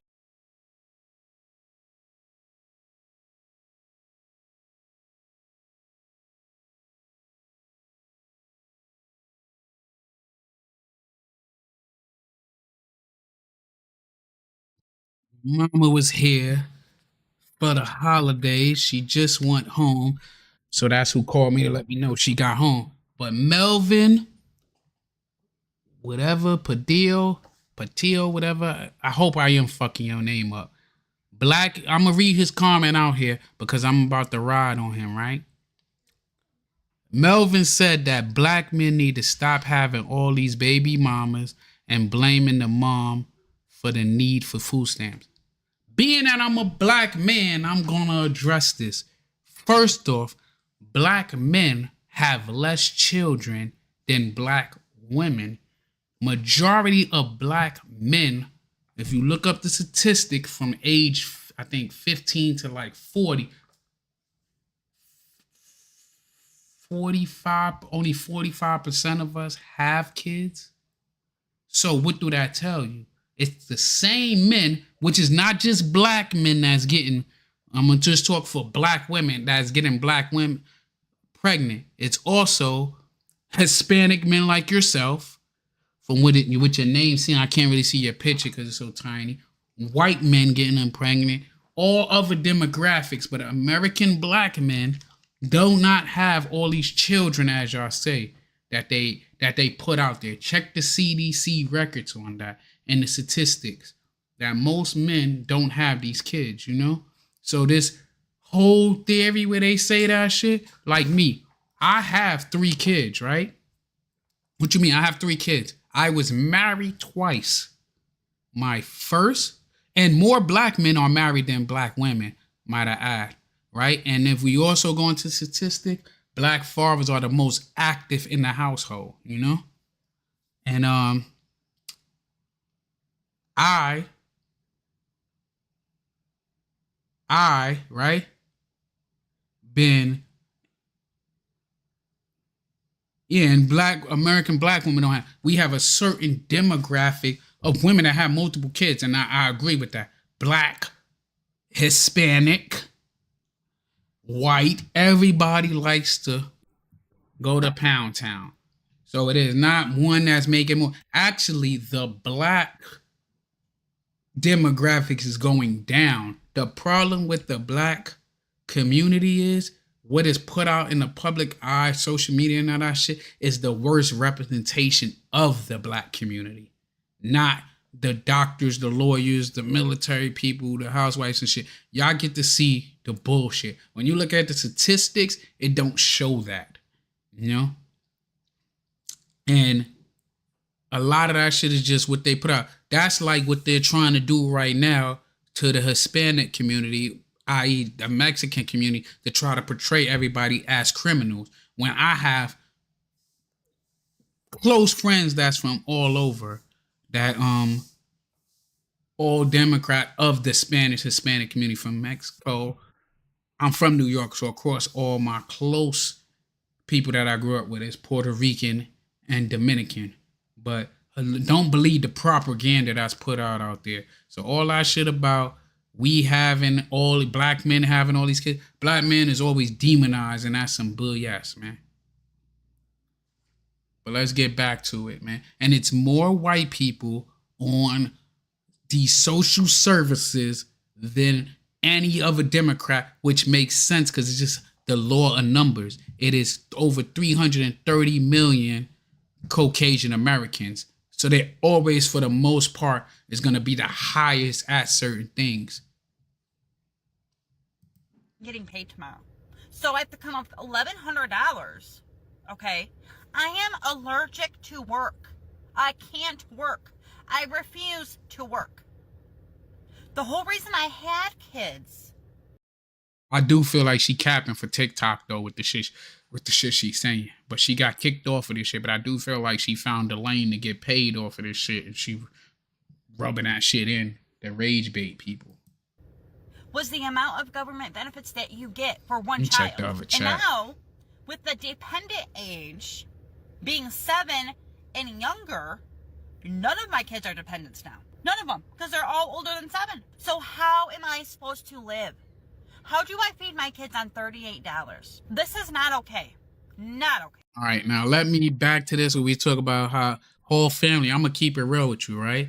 So I'll be watching this shit, right? We got a whole group of black women called divestors because, you know, they got a thing in the black community, I guess, the conscious community called, they say invest into the community. So they're saying they're tired of black men, so they want to divest. So they call themselves divestors. And the thing is, when you dealing with some black women, all you gotta do is be something other than a black man, and they're cater to you. They're gonna treat you. They're gonna act different and behave different than what they would do if they was dating a black man. They're not gonna put up with certain shit that they would put up, that they, you know what I'm saying, with outside of their race than what they will put up with in their race, you know?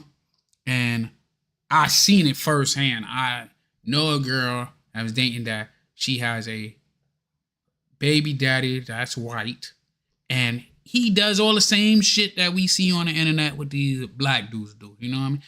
Don't take kid, like half-ass taking care of the kid. You know what I mean? Do I think they care about the kid? Do I even think he a bad father? Not really. I don't even think he's a bad father. I think he's an immature father and shit. But she didn't put up, like, she made excuse after excuse after excuse for that. But then when she see her black counterpart friends who deal with men that's within their race, she just say how all black men ain't shit, they this and that and that, bigging up this dude when this dude giving him more problems than what her friend is getting, man. Misery love company, and some people would rather lie to you and pretend to be happy than to tell the truth. Because they don't want nobody to realize that they make dumb decisions, you know, and that they be under illusions thinking they better than thou when they're not. Let me see, who's it, Mel? Yeah, more Mel. The only reason why we can say more white people is on government assistance than other demographic is because it's more white people. For Black America, man. So if you're not part of the Black American community, man, keep it pushing. And look at this dude. This dude is a little lighter than me. My mama is lighter than him. My mother is lighter than this dude. He talk about this for the black community. Motherfucker, you're black. But let's hear him out. I don't agree with this right here, what he used, but Black America, the bro's gonna talk to you right now. I agree with you. There should be a push for marriage, but the problem is across the board, white, black, and indifferent, a lot of men nowadays with their earning potential, they're not trying to get married because they see is no benefit when 80% of marriages, women file for divorce and they take whoever is making more money get taken to the ringer. You know, so that's why a lot of cats are scared of marriage. But I agree, and we need to build the family structure, and we need to do. It need to be, but it's a lot of people that's married. Like I'm in the military, so you see everybody married in the military. You know, but let's hear this fool out. Because I got a little piece of information that I feel like is gonna be beneficial for you guys when people be out here trying to talk shit on your community. You know what I'm saying? Because for the longest time, America loves using statistics to portray your community a certain type of way, right? But guess what? The food stamp statistics, man, just came out for 2025, right? You know how everybody try to make it seem like, oh, y'all live off the system, y'all was on food stamp, this and that, right? Well, guess what? The list came out, man, and y'all number 9. Y'all number 9, bro. Let's go through this list together, bro. So our number 1, which kind of shocked me, is Afghanistan. I didn't even know there was that many Afghanistan people over here, man. 45% of the communities on food stamp, right? Somali, 42%. Iraqi, 34%. We're going to forgive those people because they're like war-torn countries. You know what I'm saying, right? But number 1, man, in the Western Hemisphere, my people, Dominicans, blew my mind. I ain't really know who's getting down like that, bro, at 34.4%. Then it's Caribbean, right? Then Native American, which I thought they owned all the casinos and stuff like that, right? So blew my mind, right? Then after the Puerto Rican, Cuban, and then it's Black Americans, man, at number 9. And 10 is... What I see from his shit, he must be getting where they just breaking it down by ethnic groups. How many in that ethnic group is getting those percentages? So if they saying 100% of black people, 24% of them is taking out of SNAP benefits or benefiting, however you want to look at it and shit. But this ain't the pure numbers of who's on it. It's probably, let's say if it's only 100 Afghanistan people here, they saying 45 of them is on benefiting from these government subsidies, you know. But I agree with you, man. We do need to push the rebuilding the family structure. And part of this big, beautiful bill, even like I said, I don't really agree with none of this. So I feel like a bill should not be no more than 100 pages. That way everybody can read it and easily understand it, you know? It's kind of like contracts. I feel contracts, they make them difficult on purpose to cheat you out of what you deserve. But in there, they're saying people that is a 2-family household, they will be able to still draw. Only one person need to have a part-time job in the house. They're trying to get rid of this baby mama culture and stop rewarding people. Like before, they wanted you to kick out the man in the household in order to receive any funding. So that broke up the marriages and the happy home and the nuclear family. It's gonna be Arabs, right? Yeah, so keep that in your back pockets. Yeah, I don't need you to tell me to keep shit in my back. Let's get back to the gift that keep on giving. It has now been 7 days since my food stamps were stolen by Mr. Trump himself. 7 days, 1 week. Because somebody decided to report me to my caseworker. So now they have to do a review, which means I could be without my food stamps and all of my other welfare benefits for 30 days. 30 days. 1 month. I have to figure out how to come up with the rent. That's $1,100. I have to come up with a way to feed my 6 kids. I get $4,300 a month in food stamps. Do the math. Cash assistance, $21. She get $4,300 in food stamps. I'm in the military, right? Family of 4. I get $300 and I think $60 for food allowance. $360 for food. And when I go on deployment, they take that shit away. And you get $250 for family separation, you know? That's supposed to help you. $250 ain't really helping with nothing but car fare to get them somewhere, maybe. But she's saying she get $4,500 for food stamp. $2,100. Disability, 7 different disability checks. 7 Not getting them. I'm trying to pause it where you can see her All teeth. because There you go. That's what she need to go, bro. You see how her fucking, I don't know if she got dip in her mouth or what. But I will personally go to the president, ask her to put her back on all this if they send her to dental and let them clean them teeth, man, and get whatever this brown shit is out of her mouth, man. Please, please. We need to maybe go to fucking change.org and start a petition to get this shit done. She getting paid off of TikTok. And this is from 2 days ago. So they need to, this shit got 22,000 views and shared 95 times, man. They need to fucking get this goddamn shit fixed. This is ludicrous. somebody is mad because they have to go to work every day and support me and my 6 kids. Well, that's your financial responsibility as a taxpayer. That is why you pay taxes. It's to support families. Okay, I see a lot of people asking for story time on how. Now, I wanted to show this because they locked her ass up, man. I didn't watch this one, but I seen it. They said they locked her ass up for fucking food stamp fraud. And that's what, you know what I'm saying, they should do for motherfuckers who getting over on the system, you know?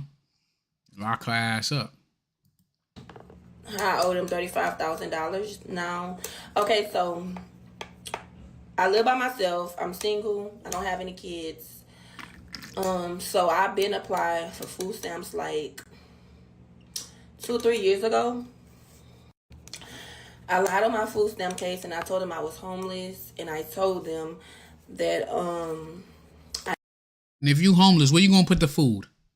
Where are you gonna put the food? They got refrigerators out here. Like, where you gonna put the food at, man? I didn't have anything. I was homeless.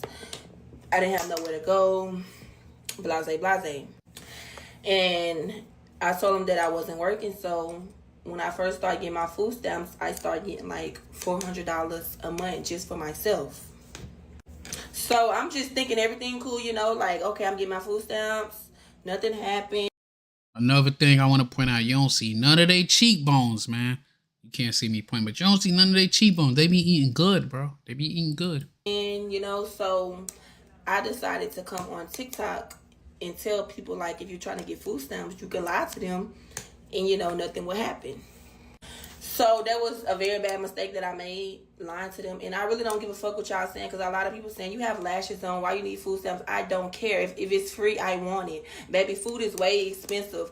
And if I go in Walmart with $100, I'm really not going to leave out with nothing. Who want to keep spending money on food? Like, it's just too much. People that want to fucking eat, that's who want to keep spending money on food. People that want to eat. That's that mentality that fucks the game up. This is that mentality on things like the big beautiful bill saying you need to get your lazy ass up. She could spend $200-300 for them goddamn Mr. Snuffleupagus kids eyelashes, but she feel like food ain't important. She could spend $200. Well, that hairstyle is probably, depending on where she live at, I'm gonna go off the prices in my area. That's about a $260 to $300 hairstyle to get it braided, you know?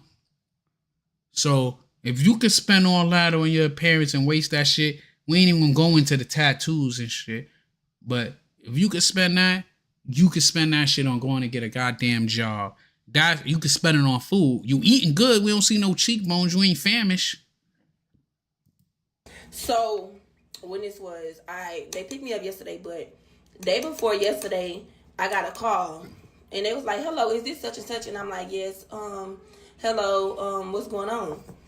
They say, "Well, this is the people that's like, you know, over the food stamp office or whatever," and they was like, "We have a report that you have been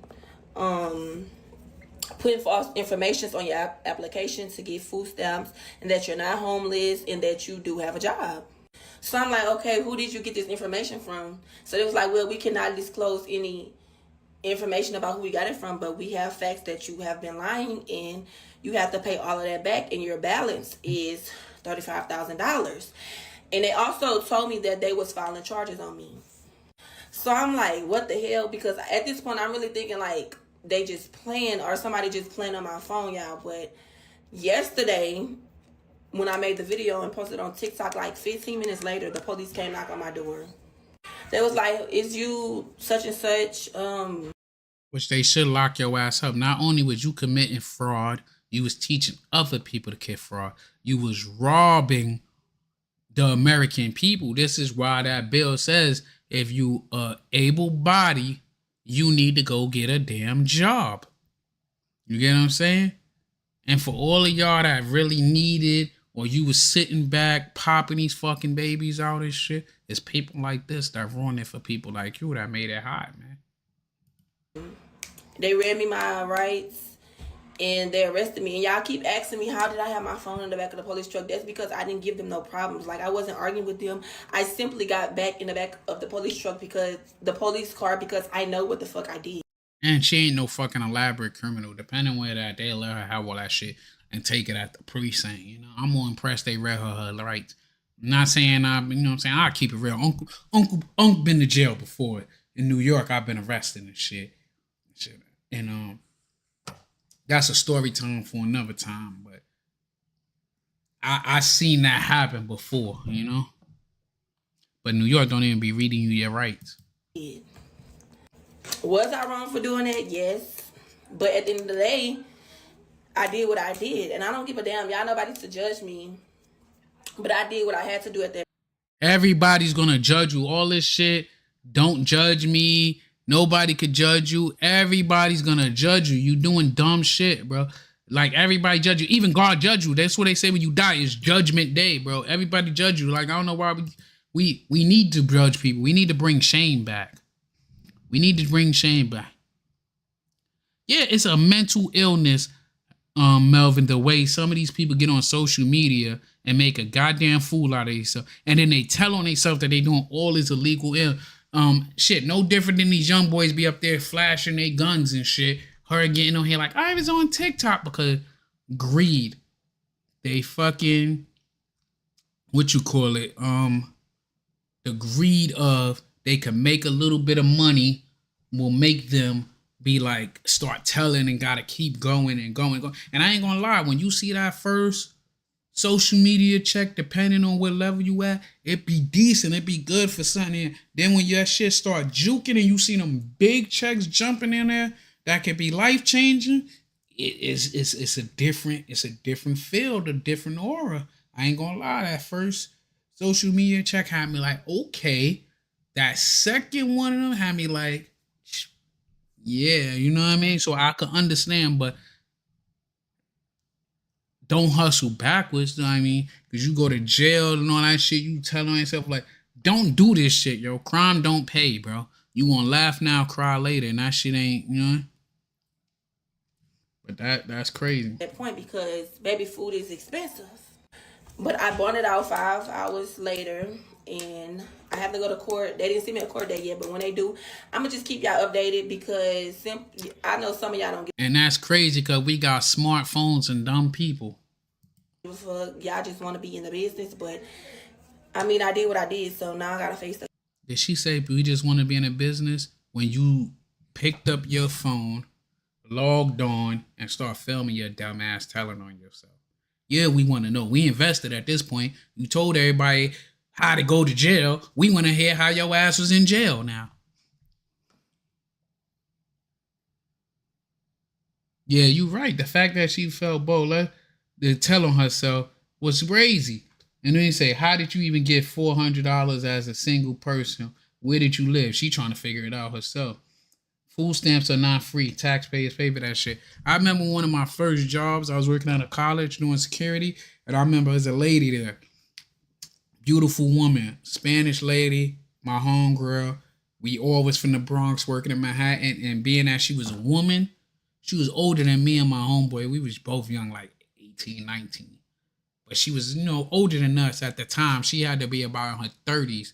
So when we ride the train back up to the Bronx from Manhattan, we used to walk her home to make sure she got home safe. Even though she lived up the street from the, we would ride the train with her, ride the bus, and we walk her to her building. And I remember she was telling us, she like, you fall on hard times, just remember, like, if you have, like, you get government assistance, you have to pay that back. Like, I know a lot of people that once they got a job, they start, grabbing that money back that they, put into that shit.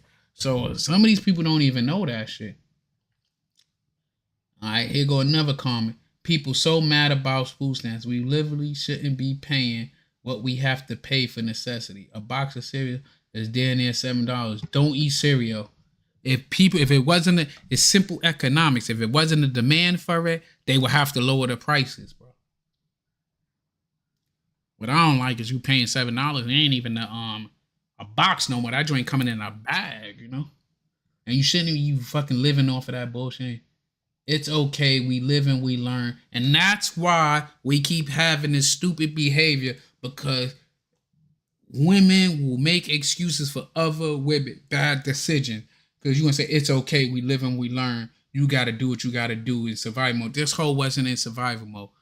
And I don't mean to call her a hoe. That's just slip. But this unstable creature was not in survival mode, because as we could see, she had the hair, the lashes, and wanted to pretend like she had money while she living off of our tax dollars. So that ain't no survival mode. That's selfish mode. Selfish mode. Like this chick, she got all types of shit just talking crazy. This one right here is mine. I'm fucking pissed the fuck off. They cut my motherfucking food stamps to $85 fucking dollars from $738. How the fuck that's supposed to support a household of 3? For a job that barely even support my basic needs now. Like, inflation is high in the bitch, groceries is high as shit. Oh, I'm pissed the fuck off. Like, I'm mad as shit, because how the fuck am I supposed to survive off that shit? So when y'all see me in the motherfucking store selling stuff and that shit in my motherfucking bag, nicely act like you don't see shit and mind your motherfucking business, because this shit is going in my motherfucking bag and I'm walking out this motherfucking store with my mother. And this is why prices go up, because a lot of these stores got to account for people stealing and doing all this stuff. So as you stealing and then companies is taking a loss, they got to raise the prices on us folks to actually pay for our products. The fucking chest up in my head held high, and I dare you to try to tell me, hey ma'am, excuse me. Let me see her. I want to see if she dare me, because I'm going to say, hey, put that shit back. Cause I'm gonna look at you like you fucking retarded and say go talk to Trump about that shit. On my kids, anybody that motherfucking voted for him, girl, fuck you. Or him, fuck y'all, cause y'all. Fuck you. The stupidest. I said it, and I meant it. And then the least of your worries is gonna be that $85 in food stamps, cause your ass gonna be in jail. Your kid's gonna be in foster care, and that car that you got gonna be repossessed. But that's okay. While you sitting in jail, you could say blame it on Trump. Baby, the government is not required to take care of you and your fucking kids that you decided to have. Why do y'all have all these kids and then always get on the internet to blame the government as to why you can't afford life? Like, that was your fucking choice. As a mother, it's your responsibility to take care of your children. And if you knew by the first child that you didn't have a good enough job, you shouldn't have opened up your legs to have another child. You should have been working on getting a job that would make it your household more stable enough for you to afford having another child. But y'all don't think about that shit. Y'all lay down and pop out these babies and then make excuses for why you can't get a better, have a better living or have a better job. You just want the government to pay your way. Like the government told you to lay down and have kids that you couldn't afford. Where's the accountability? And where's the baby father? Having all these kids, but where's the father? How can you blame nobody but yourself as to why you're in the predicament that you're in? I I used to be on food stamps. I know that food stamps is calculated by how much you get paid and how much you pay in rent and other expenses like how many children you have. That's why you have parents out there that are receiving $800 to thousands of dollars in food stamps. But you're getting on the internet to play victim because you're most likely living outside of your means and not being responsible with your money. I'm fucking pissed the fuck off. They cut my mother. That's why I tell you that they get on here, they complain, and she got 3 kids. If I was a betting man, I would bet she at least got 2 baby daddy. But I think she 3 for 3, bro. And I bet you, you know what I mean? We see her out there, her presentation, like I ain't see a cheekbone yet, bro. What's up, Bones? 5341. Respect. Welcome to the fam. But I bet you we don't see no cheekbones and shit. Go get a job. And if you was only getting $85, your job would suffice enough that they, like she said, it goes off for all the other things that you're doing. But they sitting here and they crying because they feel that they entitled to these government benefits. It is a blessing that you don't need it or that you don't qualify, because that means you're doing, you know what I mean? You're doing decent for yourself at most. Because I know people that really need this shit and they don't get it. Shout out to Melvin, like you said, pure fucking greed, man. I'm not gonna lie. I was against the whole big, beautiful bill because I didn't think it was fair to take away food stamps from people. I assume they really need it, but this is eye open. Bro, I'm gonna open your eyes some more, man, because you're gonna see it. Once I find out you're not taking it from elderly, you're not taking it from disability, people with disability, they're not taking it from veterans, you're not even taking it from women that have children under 7. You know what I mean? Newborn, if they got newborns and shit, they're giving them more money towards the tax reduction. Sure, they're not going to see it right away, but if you pay attention to what's in the big beautiful bill, it's the same exact shit that Kamala Harris was campaigning for. That's why I tell you, right wing, left wing, same damn bird. Pay attention. Go back and research when she was saying you have a kid, you're going to get that tax credit for the first years. And I should not go look at the big, beautiful bill and you will see in it, it's saying you're going to get a tax credit for the kids that you have from 2026 and all this and shit. Because they want us to build our economy. We're bringing back the shit and building up our nation. They're crying over the border, in my opinion, because more people are coming into the country that's going to change some people from being a minority that in the future they will become, well, some people that's the majority in the future, they will become the minority, and they don't want that. But that's just my conspiracy theory. But this crazy ass, entitled, lazy ass is crazy. Like Linda73 said in her comments is, it's like they don't understand the assistant. It's just that, assistance. It is there for you for temporary use until you could get on your feet. Then somebody said, I wish somebody give me $85. And girl, me too, because my fat ass eat that shit up during the week, running back and forth to the Twisted Crab at different store. And then this chick said, and I voted for him again, and said food stamps are not meant to support a household. It is a supplemental program to help you. You're supposed to do that and be an adult. That is true. It is hard up for short times and not a handout. Yep, it's to help you. It's a hand up, not a handout. I like that. I feel most people, I'm reading Melvin comment, I still feel most people need it. I thought most states, and it's another thing with this big beautiful bill.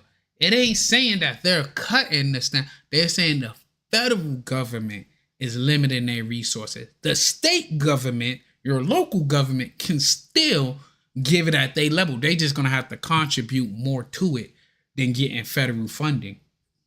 The same way like when they said Planned Parenthood is being defunded, then when you read into it, it's only being defunded for 1 year.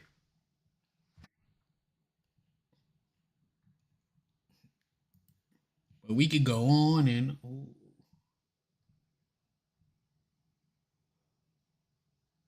and this one, like I said, this chick is the gift that keep going. Go get a job. Go get a regular job. You're so lazy. Why would I go out and get a job where I have to work when I make more money sitting at home on welfare than you do working 50 hours a week, never there with your kids, always stressed out, always tired, with a college degree? I'm making more than you. And it's your job as a taxpayer to support me and my 6 children anyways. So no, I'm not going to go out and get a job. I get more in food stamps every month than your 2-week paycheck. I get more than over $4,000 a month in food stamps alone. That doesn't include the $2,200 a month in cash benefits I get every month. That doesn't include my Section 8 being paid. So my $1,100 rent, I don't pay. I pay $80 out of $1,100 every month. On top of 7 disability checks. $920 times 7. Add it up. That's why I'm not going to go get a regular job. To everyone telling me, go get a job. That this is our opening to hear how they sit there and bragging. And this be the joke and shit, like you work hard, right?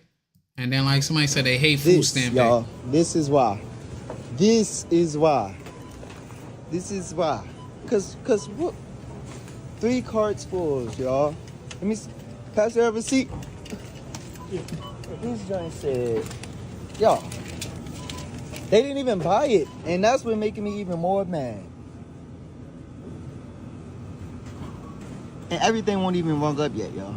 $1,013. I ain't gonna hold you. That's a lot of shit for $1,000. Cause nowadays you go in there for $1,000, you coming out with fucking 3 bags. This is why. This is why I be mad at work. This is why I don't want to work on the 1st, or the 2nd, or the 3rd, or the 4th. This. Some top comment said, be transferred by $23 from savings to my checking account. But I work at the grocery store. I could tell almost every time if somebody was paying with EBT or not from what was in their cart. But it's crazy. I don't even remember the last time I was able to pay 1 full cart full of groceries. This is like I showed this to open up the eyes of a lot of people who didn't realize that while a lot of Americans are struggling, it's people sitting there. Yeah, I do, Melvin, I do believe that other lady that was on there talking, she full of shit. I believe she capping. She just talking on her app. It's starting to pay, so she running that shit. But it is something getting like $4,000 in food stamp, bro. Cause they be in Walmart and shit trying to sell the shit, bro. They be in there selling shit. Like this is a good one right here that I was looking at earlier where the girl said this shit, where we get into the Section 8 thing next with the generational, why they saying you can only be on Section 8 for 2 years, because people was doing that shit on some generational shit, you know? I grew up thinking that you were supposed to spend food stamps. I'm supposed to get food stamps. Come to find out, no, you not. You ain't supposed to get no food stamps. You supposed to not get food. The goal is to not get food stamps. And by all means, I'm not docking nobody who get food stamps. I want some food stamps. Me too. People who don't get food stamps want food stamps. Okay? But the ideology to think that you are entitled to these things and they're supposed to do this for you is completely wrong. You're seriously misguided. And I'm here to tell you that that is not the normal, that is not what goes on in the normal world. In the normal world, the real world, where people actually work for what they have, that's not what's going on. Okay? So when I say that women lack accountability when it comes... Let me cut her off for a second. Shout out to Honey 365 for all of y'all out there. Go subscribe to her YouTube, Facebook, TikTok. Show love to her. Comes down to having multiple children, and then you use the I'm doing the best I can saying to justify your behavior. No, because if you're doing the best that you can, you would stop. You would look, and I grew up thinking that you were supposed to spend food. Now, what I'm pretty sure she's gonna say, if you're doing the best you can, you would do good by your children by stop just having fucking babies and shit and bringing them into poverty. you will stop doing that. You would make the proper decisions and put them on a path that they're not coming in at a disadvantage, you know? I'm supposed to get. It's like this, right? Okay, y'all just mad because I get 3 canned food stamps. So what? I get all kind of snacks while I'm sitting here chilling or whatever, paying no bills. No bills. I'm on government assistance. My son back there with his snacks. Government assistance, 3 canned food. Okay, y'all just mad because I get 3 canned food stamps. They cut her food stamps, by the way, because I've seen that shit. Somebody did it on another YouTube channel where they showed that she was. But as you can see, all I did was hit food stamps, right? And they got 43,000 posts, you know? Where these people are talking and bragging about how they got. Now look at this. Come up, look. Get on your knee, let me put a cow up in your throat. Push a hole, let me see you drop it to the floor. I'm real freak, I'm finna jump off the fucking. I know that shit is probably fucking copywritten, so I'm gonna get off that. But if you could see, I be happy swiping my EBT unlimited card. 7 kids, yes, we're eating. I'm not paying cash. And she buying them bullshit, oodles and noodles and shit. And I gotta buy that shit because I don't get EBT, you know? That other chick, she capping, bro. Like, I call her the gift that keep on giving, but I think she full of shit, though. And then it be like this. These chicks see some free shit, they be running around bragging about getting some free shit instead of getting off their ass.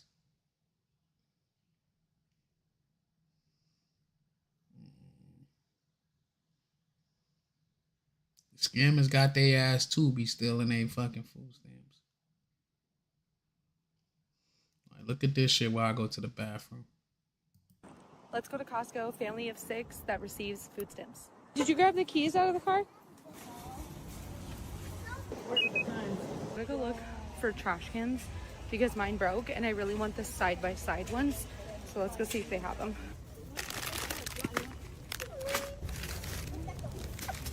Buddy, grab it.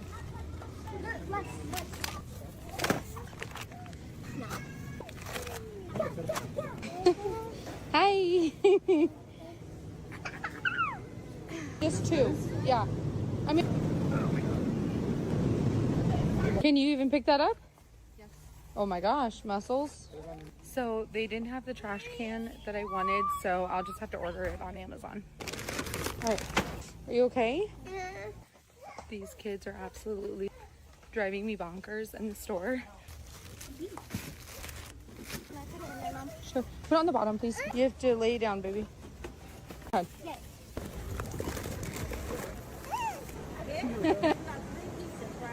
Yep. Awesome. Thank you so much. It only took us like an hour in and out of Costco. Stuck to my list pretty well. And ended up spending $375, and then we have to go pick up a Walmart order for $65, $440 total. It wasn't enough that I spent $440, but Walmart decided to not give me some of my items, so I'm gonna run into Target real quick and grab the rest of what I need. The sunset is so gorgeous tonight. I just spent another $75 at Target. 30 of it was food stamps and the other 45 was my own money. Let's go to Costco, family of 6 that receives food stamps. Did you grab the keys out of the car? I'm gonna go look for trash cans because mine broke and I really want the side-by-side ones. So let's go see if they have them.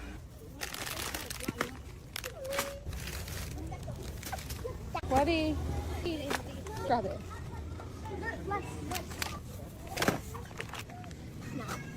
Probably be replayed whining, but Hi. check on my kids. Let's see.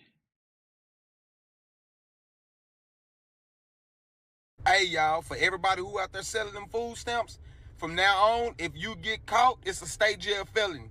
Say for instance, you selling your food stamps and you loan somebody else your card, they're gonna spend money off of there. It is a state jail felony to sell your food stamps now if they catch you. That's called food stamp fraud. Hey, they have locked up a lot of people behind this shit. I don't know if y'all seen that video where they went to that apartment complex and started locking up everybody for food stamp fraud. If you selling food stamps, if you loaning somebody your food stamp card and they are caught with your card, both of y'all are being charged. That is a charge. I didn't know that. I didn't know that you can go to jail if you say, hey, I want to loan you some of my food stamps. You have to physically go into the store with that person and buy the food. See why they had to put that provision in there? Because it's people selling food stamps and all types of shit, you know? People getting over, people mad that they can't buy junk food. But what did I point out to you? All these motherfuckers on these food stamps, no, none of them look like they, you know, all of them is looking fat as hell, you know? I'm not afraid to... I know that's copyrighted. We ain't gonna look at that. So now people that receive EBT and food stamps are not going to be allowed to buy junk food with EBT or food stamps? I see something that stated that the Trump administration was stopping people who receive EBT or food stamps to stop buying any junk food or high processed food items with their EBT and food stamps. And if they are going to put this rule in place, they just need to decrease the price of healthy foods, okay? Because healthy foods are so high. That's why people shop and buy things that they can afford, aka junk food and high processed foods, because they are trying to make their food stamps benefits stretch the whole month. So towards the end of the month, the kids might be eating oodles and noodles or TV dinners or whatever else or sandwiches with chips.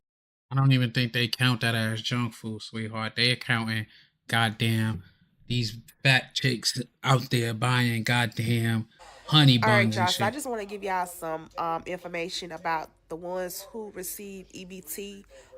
They said Georgia-wise only. So yesterday I tried to swipe my card and it said it was declined, knowing I had stamps on my card. Yesterday I wasn't able to check my balance on the app because it was a Sunday. I figured because it was the weekend, it wouldn't let me. But as I was showing y'all, man, this shit goes on and on there, like the Section 8 shit, you know? But let's hear. The people crashing out over the big beautiful bill haven't even read the big beautiful bill. It's 870 That's a fact. pages. Did you read it? 990. There's a certain and 40. who just want to pick out pieces like the Medicaid part, talking about everybody deserves health care. Yeah, everybody does deserve health care. But Medicaid is not a universal program. This is in Canada. Universal health care is in Canada. You can go move there if you want universal health care. But in the United States, Medicaid was a government program for seniors and people who were disabled. Your whole family shouldn't be on Medicaid. Your whole family shouldn't be on Section 8. The free loading train has come to an end. Read the big beautiful bill, all 870 pages, before you jump on here crying about what Trump's doing. You can get Medicaid if you're not disabled or if you're not a senior. You just have to have a work requirement. You can get EBT and SNAP benefits, but you can only get it for 2 years. You can get a Section 8 voucher for 2 years. Not you, your kid, your kid's kids, your grandma, your auntie. That's not what it is. That's why you're really mad. Tell the truth. Because we already know. Because all that free shit that you've been getting hasn't been free. Taxpayers have been paying for it. You know, the ones who work. The ones who have barely any food in their refrigerators while you guys do food hauls from Walmart talking about you got $3,000 in food stamps. You have to get a job now. Or if you want your whole family on Medicaid, go to Canada, because there's some really great things in the 870 pages of that big beautiful bill. So one of them is no tax on tips, no tax on overtime. So when you get your job and you work overtime, it won't be taxed like it is now. Do y'all know how much they tax overtime? Like 50%. That's gone away. All of the servers in the world who get like shit tips, you won't have to be taxed on them anymore. So maybe you'll bring home more money. I think that's a win. And for all of the people who are buying cars or have car loans that you probably don't want to pay back, there's not going to be any more tax on the interest from your car loan. So where's the All right, there is tax on it. You just get to file. You get to claim those taxes like how you claim the interest on your house. You get to claim the interest on your car too as a deductible towards your income tax. So, you know, it'll lower your tax bill that you got your taxable income. So, you know, that's a little correction on that. He's taking the Medicaid and he's making tax breaks for the rich people. Read it. The other thing is Medicaid is for people who need Medicaid. It's not for you losers who are sitting at home making bullshit TikToks and then being mad because you're not making any money on it. You're providing no value. So, when you want to complain about Trump's big, beautiful bill and literally get on social media crying about your Medicaid is gone, first of all, it hasn't even gone into effect, so stop lying. That's first of all. Second of all, if you're not a senior and you're not disabled, It goes into effect in 2026. And I think it's December. I got to double check, but I think it's December 2026. Let me Google that shit.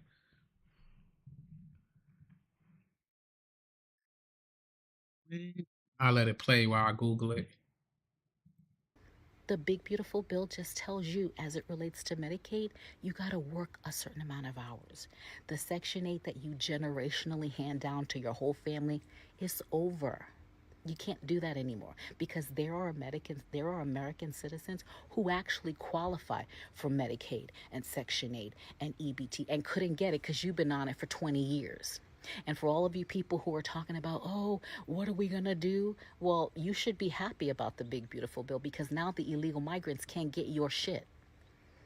And maybe if the illegal migrants go back to their home, there'll be jobs for you to get. So you don't have to be at home begging for money, okay? So let me know down in the comments. Did you guys read the big, beautiful bill? Have you read all 870 pages, or are you just saying what everybody else is saying? The same group of people talking about crying that your Medicaid is gone. Like well-bodied people.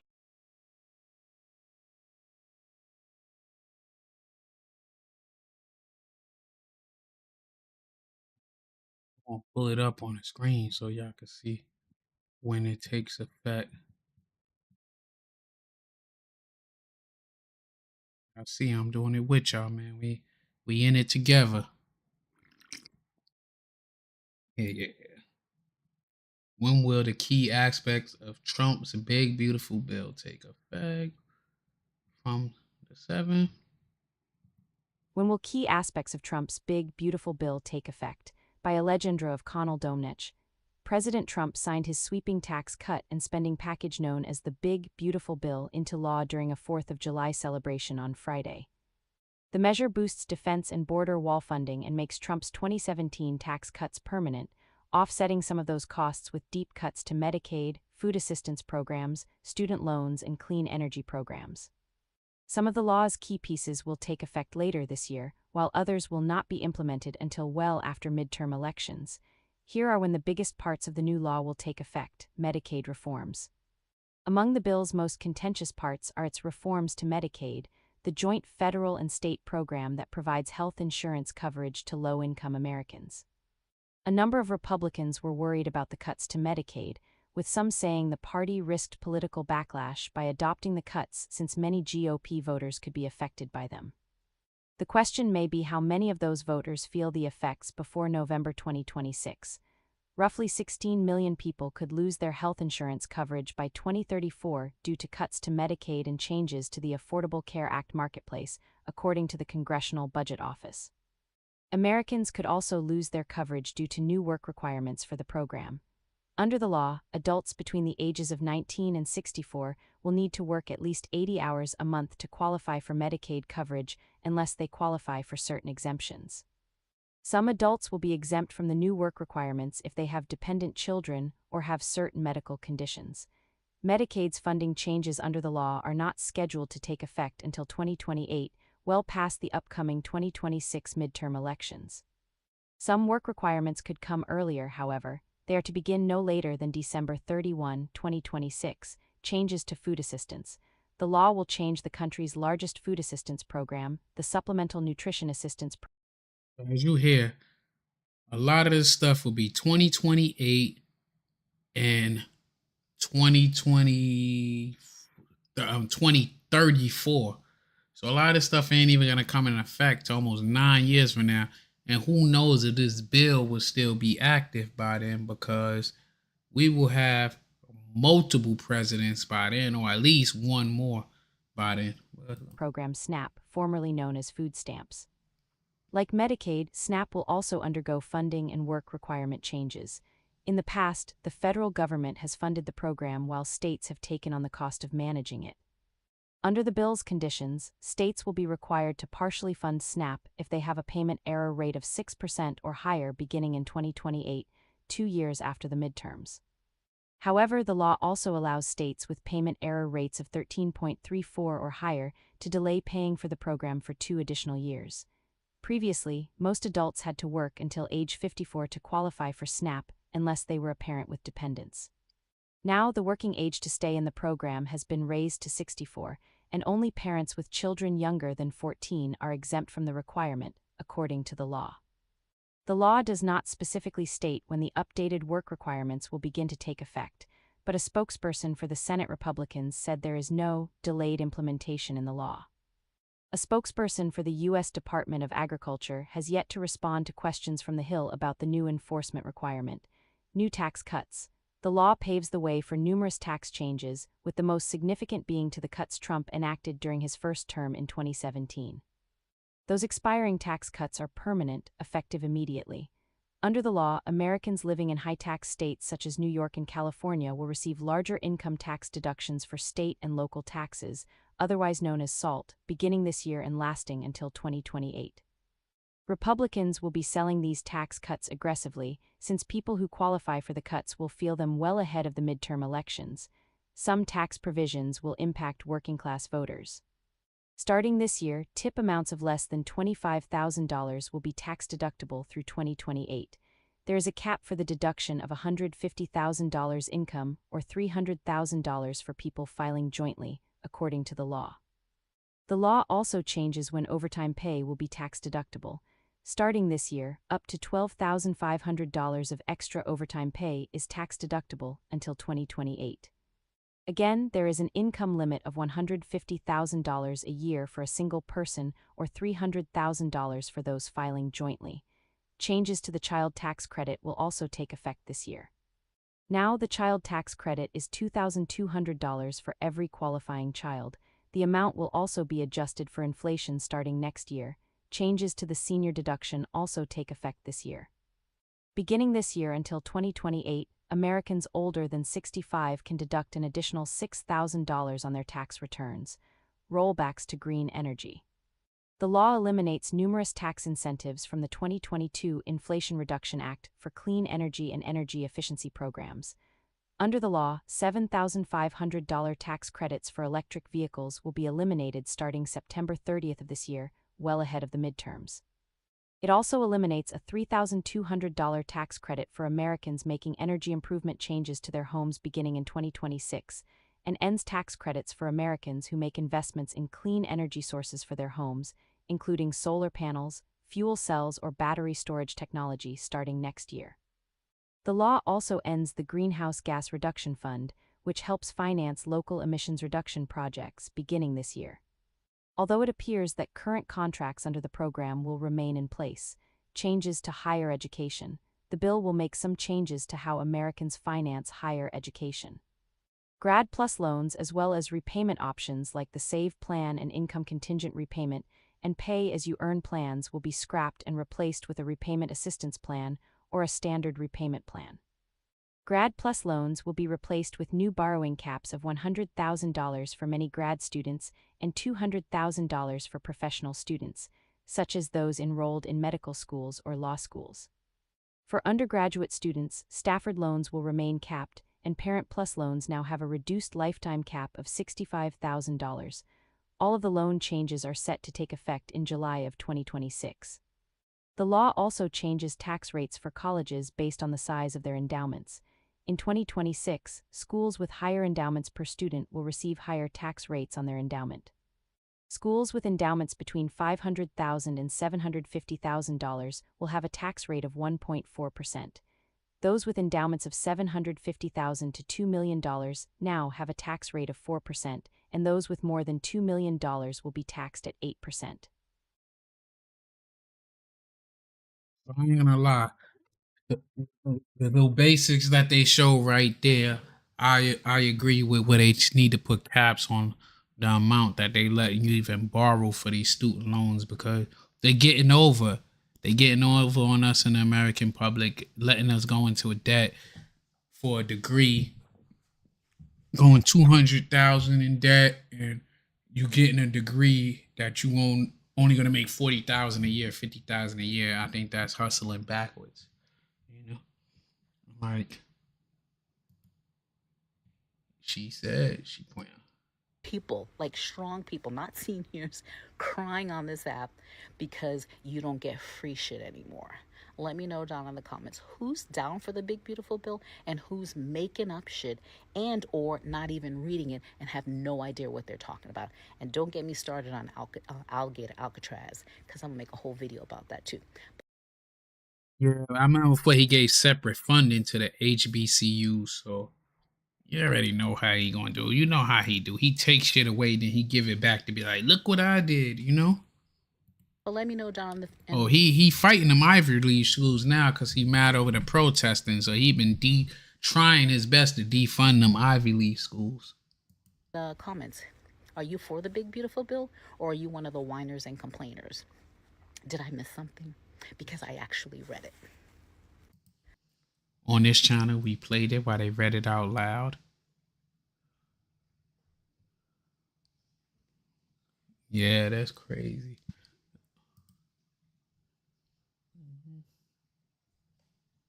This one, I like it. I'm so happy that Section 8 changing the requirement.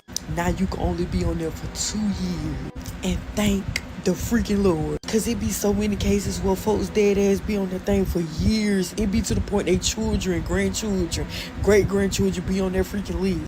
That's why the waiting list always be so freaking long. Now, a lot of laws I don't agree with, but that's here nor there. But that one, yes, I definitely agree. Give other people a chance. So now you got 2 years to rack your stuff up, unless you disabled. If you disabled, this don't apply to you. And I feel that's gonna drop sooner or later too. But hey, that's here nor there. But they actually doing something that's making sense. I said what I said. I bet y'all start getting y'all lazy asses up now. If you read the comments on there, almost every college over 2 million in endowments. But yeah, I agree with you, Rubik's Cube. Like some of the comments said, I know someone that got the nerve to say she been on it for 30 years. WTH. And then the response is exactly the way I feel. You know, actually, that is for the new holders and people that's already on it, is already locked into their original contract. So he's saying the people that's already locked in, that's grandfathered into that shit. This chick, I ain't even want to click on her shit no more. She just a gift to keep on giving. But this one right here was wild. Not getting no job. If you go get a job, they're going to take my Section 8. Then you won't be able to get no Section 8. You're not going to get no job. They're going to count your income against my Section 8 and my link card. You're not working. No. So I don't care what you got to say. I don't care how you feel. You're not working. You're not going to get a job. You're not going to school. You're not doing none of that shit. Wait, Ma, I'm saying how I'm supposed to be successful in life, Ma. So you basically telling me I gotta be broke to be successful? I gotta be broke so I can get Section 8? You gotta be so I broke can get so a link card? the government can help you. So the government can help me? So you telling me I can't work no job, bro? Like that's like all my friends got jobs and live in nice houses. So you telling me I got to go through the same thing you went through? If you to have a don't house? do any of that, they're going to take my Section 8. How? And I'm Won't trying they to be tell like? you Won't that they be? you can go get yours at ease. You can go get a They will nice house. no. They will look at that and be like, he's doing something and give me a bigger house, Ma. That's what you taught me. Where I'm gonna go? 'Cause I don't have no job. I can get off your Section 8 and apply for my own Section 8. But if you do that, you're gonna have to go the hard way. It's gonna take a long. So what? That's what I'm Wait saying. a few months, get on Section 8, find you a nice apartment, go get you a link card. You will be fine. You don't have to sit up and work. You don't have to work no job. The government is here to help us. Not getting no job. If you go get a job, they're. So I will say this, my personal beliefs is that this is a sketch, but it's art imitating life. It is people out there that this is exactly what they teach. Where I'm from in New York, we used to have a saying back in the day that said welfare queens. And that's because they teach their kids to just, bunk the system. And like you could look at her, the way he sounds, she don't even sound like she old enough to have a kid his age, but you never know. Like the comments said, baby, get out ASAP, go to school, make a life for yourself, get out from underneath the government. And this is exactly how kids end up doing illegal shit for money. Other one. The goal is to get off of Section 8, not get comfortable. shaking heads. Section 8 is made for people. It's made to keep people down, not up. That's what I was telling y'all earlier when I was talking to Melvin. Like, yo, a lot, like when you go through it, you see why a lot of this shit got put into effect, because there's so many people taking advantage of the system and being dependent on the system that, and then they come on here and make videos, you know, so you can see how they just taken away from. I went into a lady's house for an inspection, and she said, I've had my voucher for 50 years. I made sure that I got my daughter on a voucher. I made sure I got my granddaughter on a voucher. I couldn't get my son on a voucher, so I told them that he had asthma. You can't prove asthma or migraines. She told me because she was telling me a way to scam the system. Because when I pull up in a 2013 Toyota Camry. There's usually a Lexus or BMW sitting in their yard. I look poor, okay? I look poor. And so many people tell me stuff to give me ideas to help me out so that I can get some money from the government.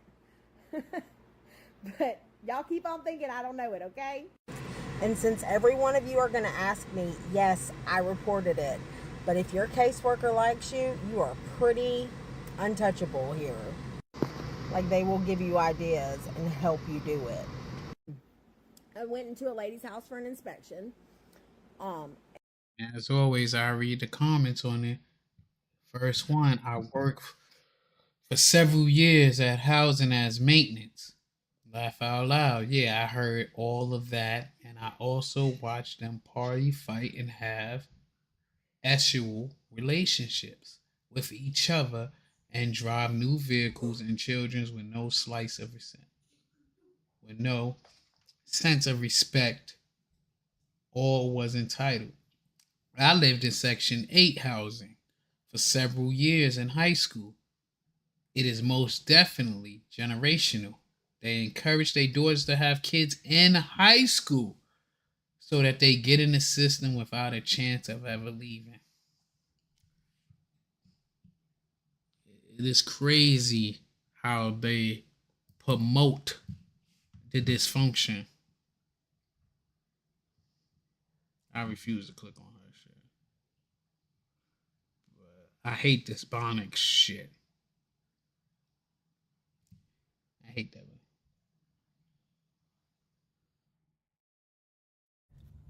So I am reading that Section 8 is now limited to 2 years. So you mean to tell me after 2 years, these families have to have a plan or something in progress, because after 2 years, it's a wrap.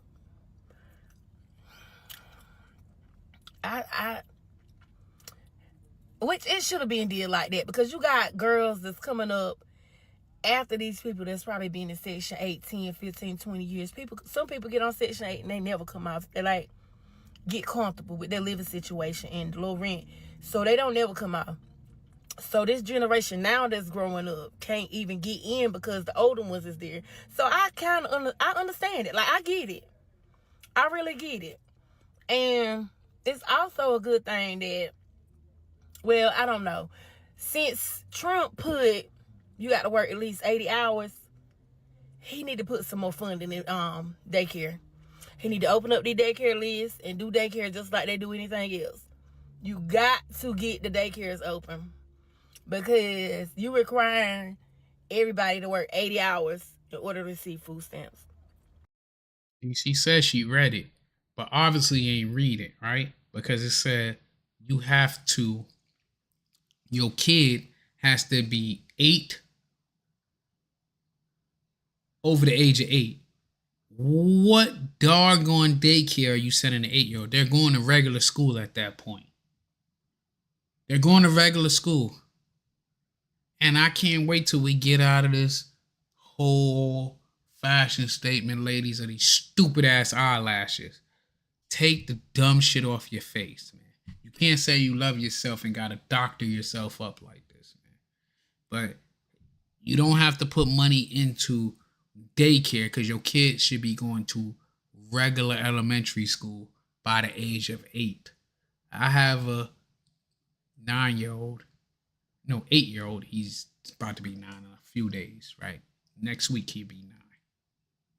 But he's in the 3rd grade. I'm not sending him to daycare, and I have to pay for before care. Now, if you want to invest in that, but if you only got to work part-time, you can get a job around his schedule, around your child's schedule. Go ahead. Well, mind you, some people ain't got no babysitter. Some people ain't even got, you know what I'm saying? Different people got different situations, so they got to open up them daycare lists with whatever they do. But I noticed in Georgia, it only take like 45 days to get your daycare. But in North Carolina, where I'm from, oh, baby, you liable to be on that list 3 years, 4 years, 5 years. Because and that's bullshit because your kid ain't even going to be daycare age at that point. But like I said, the law, because she claims she read it, which obviously the more she talk, we know she didn't read it. She would know that it's the age of 8 and above that you have to go work 80 hours a month. That's 4 hours a day, depending on your schedule. Literally a part-time job that you have to go get a part-time, and it don't even have to be a paying part-time job. It could be volunteering. You could go to school. You have to do more than sit on your ass all day. they don't have no funding. So if they're going to do the 80 hours a month, we need more funding for childcare. Please and thank you. Goodbye. So I am reading that. I got to leave a comment because that pissed me off just now. It's a good thing that she read, but it's I ain't even going to do it. It's a good thing that she claimed she read, but she ain't read the damn bill because she would have seen that it's for damn, if your kid is 8 years old, you got to go work, volunteer, or go to school. You can't sit on your ass all day. But like the comment said, 2 years is plenty of time to get it together. Exactly. That's a good thing in my opinion.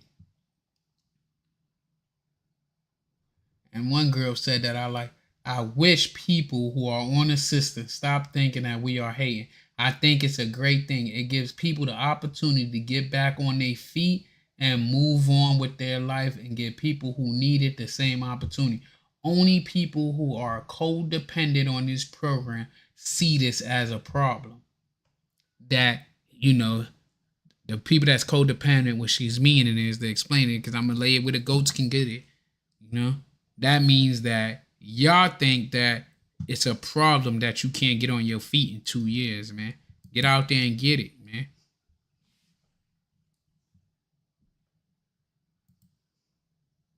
That shit looks terrible.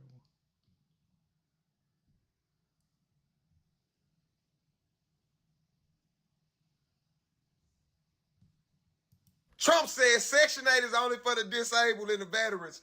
I know y'all mad. Y'all steady in my comments.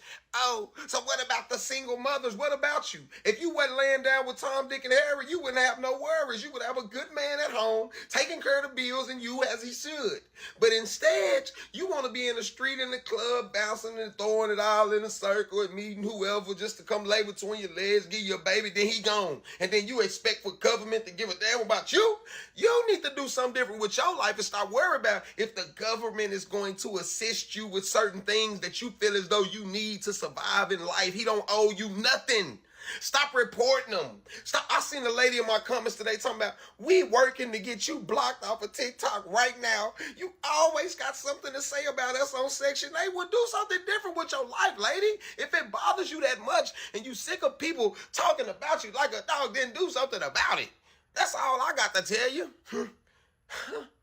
Clock that. Trump says Section 8 is... I agree with him. Like he said, I'm going to give it to the people that is really, that you're a veteran, you served your country, you made the ultimate sacrifice.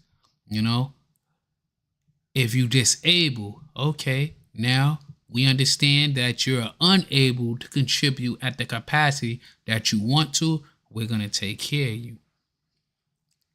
But For all of y'all that think that you deserve a participation trophy and a reward because you had a child, no, you need to get out there and support your child, and you need to be held accountable for your decisions. Like Shet said, I was a single mother. This is the first top comment. I was a single mother and I didn't have Section 8, no food stamps, no nothing. People need to get off their tails and take care of it. So that's called handling your responsibility. Most men ain't gonna get nothing because nobody gives a damn if a man is. We go outside right now. If I was to go right outside, if I get off this live and I go driving down the streets to where any homeless people is at, we're gonna see more men out there homeless because there's nothing in the structure to take care of a man that fell on a hard time or going through the shit. There's no building excuses for men. Because you pushed out a baby, something that took no effort, because you took all that pleasure, the rest of us are supposed to take care of it. No, and you feel entitled to that. And then, like they said, I feel the same way about Section 8. Like I feel like somebody that owe me money. You owe me money, I shouldn't be seeing you getting fat. I shouldn't be seeing you wearing designer clothes and shit. You shouldn't be wearing Gucci and Prada and I gotta shop at TJ Maxx and Marshalls while you shopping at Neiman Marcus, you know? So I feel that's a sign of disrespect to the system. So I agree that it should be some type of cap and a limit on it.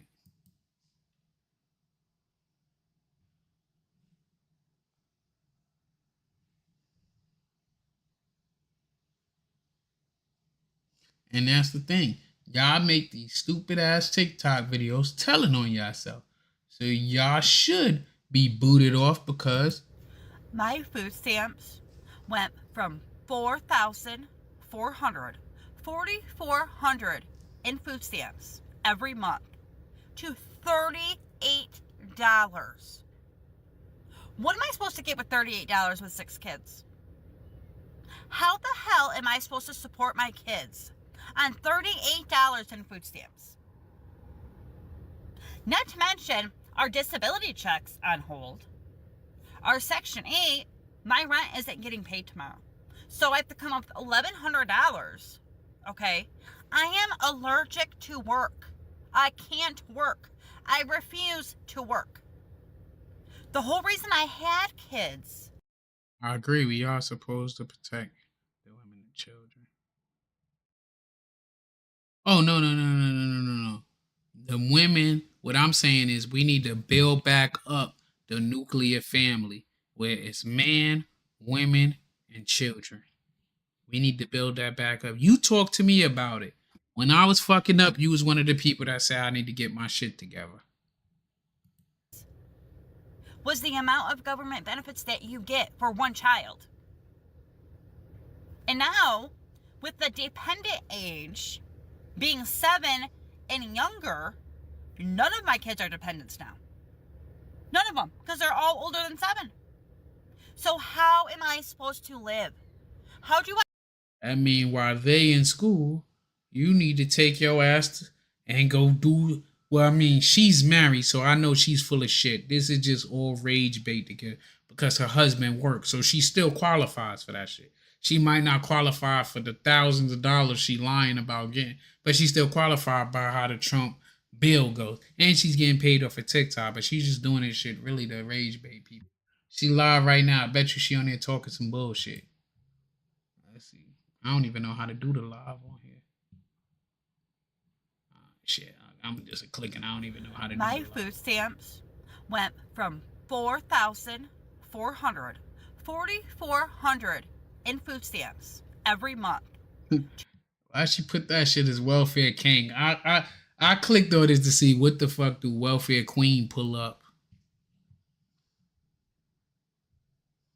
Wow, this is welfare queen.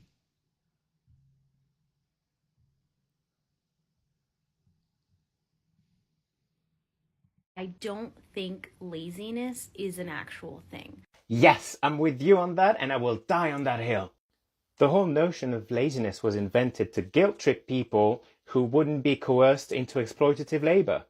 Like, we're so alienated from work that our society It's a such thing as fucking laziness. Like, see what I mean? This the type of stuff I say. People will put out some dumb propaganda to make excuses for their dumbass behavior. Let me see. Let's get back to Section 8. Welfare Queens. And the crazy shit, most places where you could take Section 8 to, it ain't places you really want to live. Trump said you are no longer obligated to make 3 times the rent in order to move somewhere. Now, y'all, that just didn't make sense to me, because a while back I was trying to figure out, like, I know they're trying to make it to where, oh, we want to make sure that you are able to, you know, pay your bills and still provide for yourself at the same time, so there's no excuses as to why you shouldn't be able to pay rent. But come on, man. I think a lot of landlords is finna be ticked off and mad because of the simple fact, if your rent is $1,700, let's say the rent $2,000, you want me to make $6,000 a month? Yeah. You want me to make $6,000 a month? I ain't saying that, but you only supposed to spend. Not saying this, you could do that shit, but when they say good budget, you only supposed to spend 30% of your income on housing. Just to be able. So technically, that's 33% if you're saying your rent is $2,000 and you make $6,000. That's 33%. So you're 3% over, but you're still in that realm. So yeah, that's actually pretty correct. To pay $2,000 a month in bills. It really doesn't make sense to me. So I know a lot of landlords ticked off and they finna be mad because that's law. And I don't give a damn what people say, oh, well, Trump can't tell the landlord what to do. Hey, if Trump put a law in effect and he says it's law, y'all. If Congress passes it, a lot of people about to be in trouble. God bless y'all, man. Trump said you are no longer. I had to make that a pin comment because Rubik Cube is absolutely right. We supposed to protect women and children.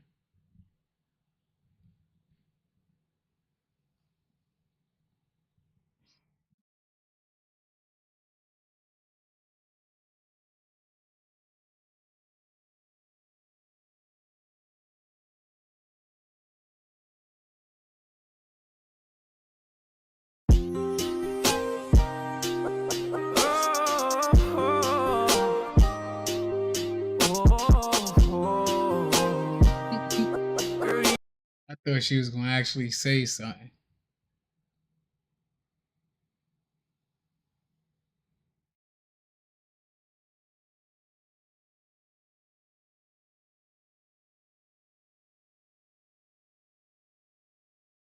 Trump said you only get 2 years on Section 8 now. Now, I know a lot of y'all don't want to hear this, but it's too many lazy women laying around depending on Section 8 for the rest of their life. It's finally approved, so get ready. For all the ones who've been on there already, you probably gonna get maybe a year to figure out what it is you're gonna do with the rest of your existence. Because most of y'all don't care about nothing else but Section 8 gonna pay this, Section 8 gonna pay that, Section 8 gonna help me do this. Section 8 ain't gonna do nothing but hinder you and keep you down as low as they possibly can so that you never elevate. And a lot of y'all making money up under the table thinking, oh, they never gonna find out. They never gonna do this, they never gonna do that. You're gonna find out real soon that your kids are gonna become a part of poverty because of you, because you don't want nothing more. People laugh at me, oh, you make these videos on TikTok. Well, sweetheart, TikTok paid me way more than you sitting on your ass every day in that house. TikTok pays me way more than a lot of y'all jobs that pay y'all. So I'm gonna continue to make these videos. I'm gonna continue to educate people. And for the ones who don't like it, I still love you. God bless you. And God bless America. Trump said Section 8 and I love Section 8 housing. These are all rent increases that have been approved. So a lot of y'all keep asking Peach, how can I get Section 8? So a lot of y'all keep asking Peach, how can I get Section 8 quick? Well, getting Section 8 is really, really hard. Because when motherfuckers get it, they don't never get off. See? That's why I said they make these videos telling on themselves. Because when they get it, they never get off. They don't use it as a stepping stone. They use it as they made it to the top of the mountain. I don't blame them. But what you want to do is you want to find an open wait list. Like this is a list of Section 8 wait lists that are currently open. And you want to apply. All right. Let's do a living in the projects home tour. I'm going to show I don't want to live in no fucking projects. y'all my Call me bougie. So first things first, you know you live in the projects when you don't have a deadbolt lock. I only got one lock because if they want to get in, they can get in. So I got this stick and I got this alarm thing. So I turn it on, and if anybody open this door, it's going to go beep, beep, beep, beep, beep, beep. So yeah, this is my door, and as you can see, it's green, and as you can see, the walls are yellow. Next, this is my coat closet. The door doesn't work, so I have to pick it up to open it, but I'm not going to do that because ain't no coats in there. It's storage. This is my kitchen. This is my stove, and as you can see, this is our fire extinguisher. Yeah. My water heater is in the kitchen. And no. You must be in the South. But, let's go. I don't have a dishwasher. I have to wash these by hand. So a lot of y'all Let's do a... You should have to fucking wash the dish by hand. You live in a project. She want luxury living for free. A living in the projects home tour. They were gold at all. But anyway, this door is really hallway closet, which is dirty. Don't we all have to have? And it doesn't come with and then this one is broke. And this is my living room. In the kitchen. Okay, that's what we was at. And no, I don't have a dishwasher. I have to wash these by hand. This is my dining room. And this is my living room. I have a wall AC unit. I cover it because the cold air from outside comes in through it. And it's already 12 degrees outside. This is my heater. BBC up north. And it burns the blinds. And also, as you can see, when I moved in, they gave me blinds with tape on it. And broken blinds. You can't even tell which one broke. Yo, you living for free. Take your money that you get and build them new blinds instead of complaining. You're living for free. My blinds broke right now, and I bought this house, bro. I could have bought blinds 1,000 times over. I mean, I don't even think about it and shit until I see it. Cause like I don't know. I ain't the woman of the house. That ain't my job. You tell me how much it costs, I give you the money. You go about your way. This one, and then this one is broke down here. It's a whole gap, as you can see. It's right there because they haven't gave me. I know y'all judging me about my blinds. I'm lazy in moments, just a different kind of lazy. Like I said, she got all fucking whims to do whatever the hell she want to do with the house. All I got is this YouTube studio. The rest of that shit, you tell me the price, I give you the money. It's her shit. Yeah, she do got a terrible landlord because they ain't give her a goddamn dishwasher. Me new blinds. They just gave me the old blinds from the first person. This is how I've decorated my living room. And it doesn't come with any like fixtures for the living room, so I had to get a lamp. I ain't gonna lie, I bought this house and I think that's the dumbest shit. How you doing your tenants? Because you got tenants, Rubik's Cube. My house upstairs don't got no ceiling lights. We gotta use lamps. I think that was pretty fucking stupid. Whoever designed and built this house. Except for in the bathroom. The bathroom got lighting fixtures and the hallway and shit. But the bedrooms, you gotta use lamps. I think that shit's pretty stupid. So a lot of y'all keep. Oh man, Let's do a living in the projects home dirty. Sleeping here. As you can see, there go his. And then this one is broke down here. It's a whole gap. As you can see, it's right there. I'm gonna fix my shit They haven't tomorrow. gave me new blinds. They just gave me the old blinds from the first person. This is how I've decorated my living room. And it doesn't come with any like fixtures for the living room, so I had to get a lamp. Yeah. This is the voice speak box. It doesn't work. Only button work is door. So if somebody rings the doorbell, I ain't gonna lie, that's the oldest shit. And I ain't gonna lie, that intercom, like the rest of the house looked pretty nice. That intercom looked crazy. Now I want to put a ceiling fan in my master bedroom. I got this big ass vaulted ceiling, but it ain't shit up there. I got a stupid ass. I had to put a lamp in there. Like upstairs there's no lamp, and I don't like it. Except for one room got my washer and dryer is upstairs. I got to do it all over again. I got a house with that shit downstairs. That thing, I don't know what it's called, but as you know, and it's broke. Okay, so this is my son. Hold on, they got the slide and lock shit on the goddamn electrical blocks. I ain't know that's suspect. I ain't never seen no shit like that. Room, and as you can see, we got gold with a brown door. Okay, remember that. The yellow walls again. This is his room with the toys. He has a heater in his room that's controlled by that. It's not on because he don't sleep in here.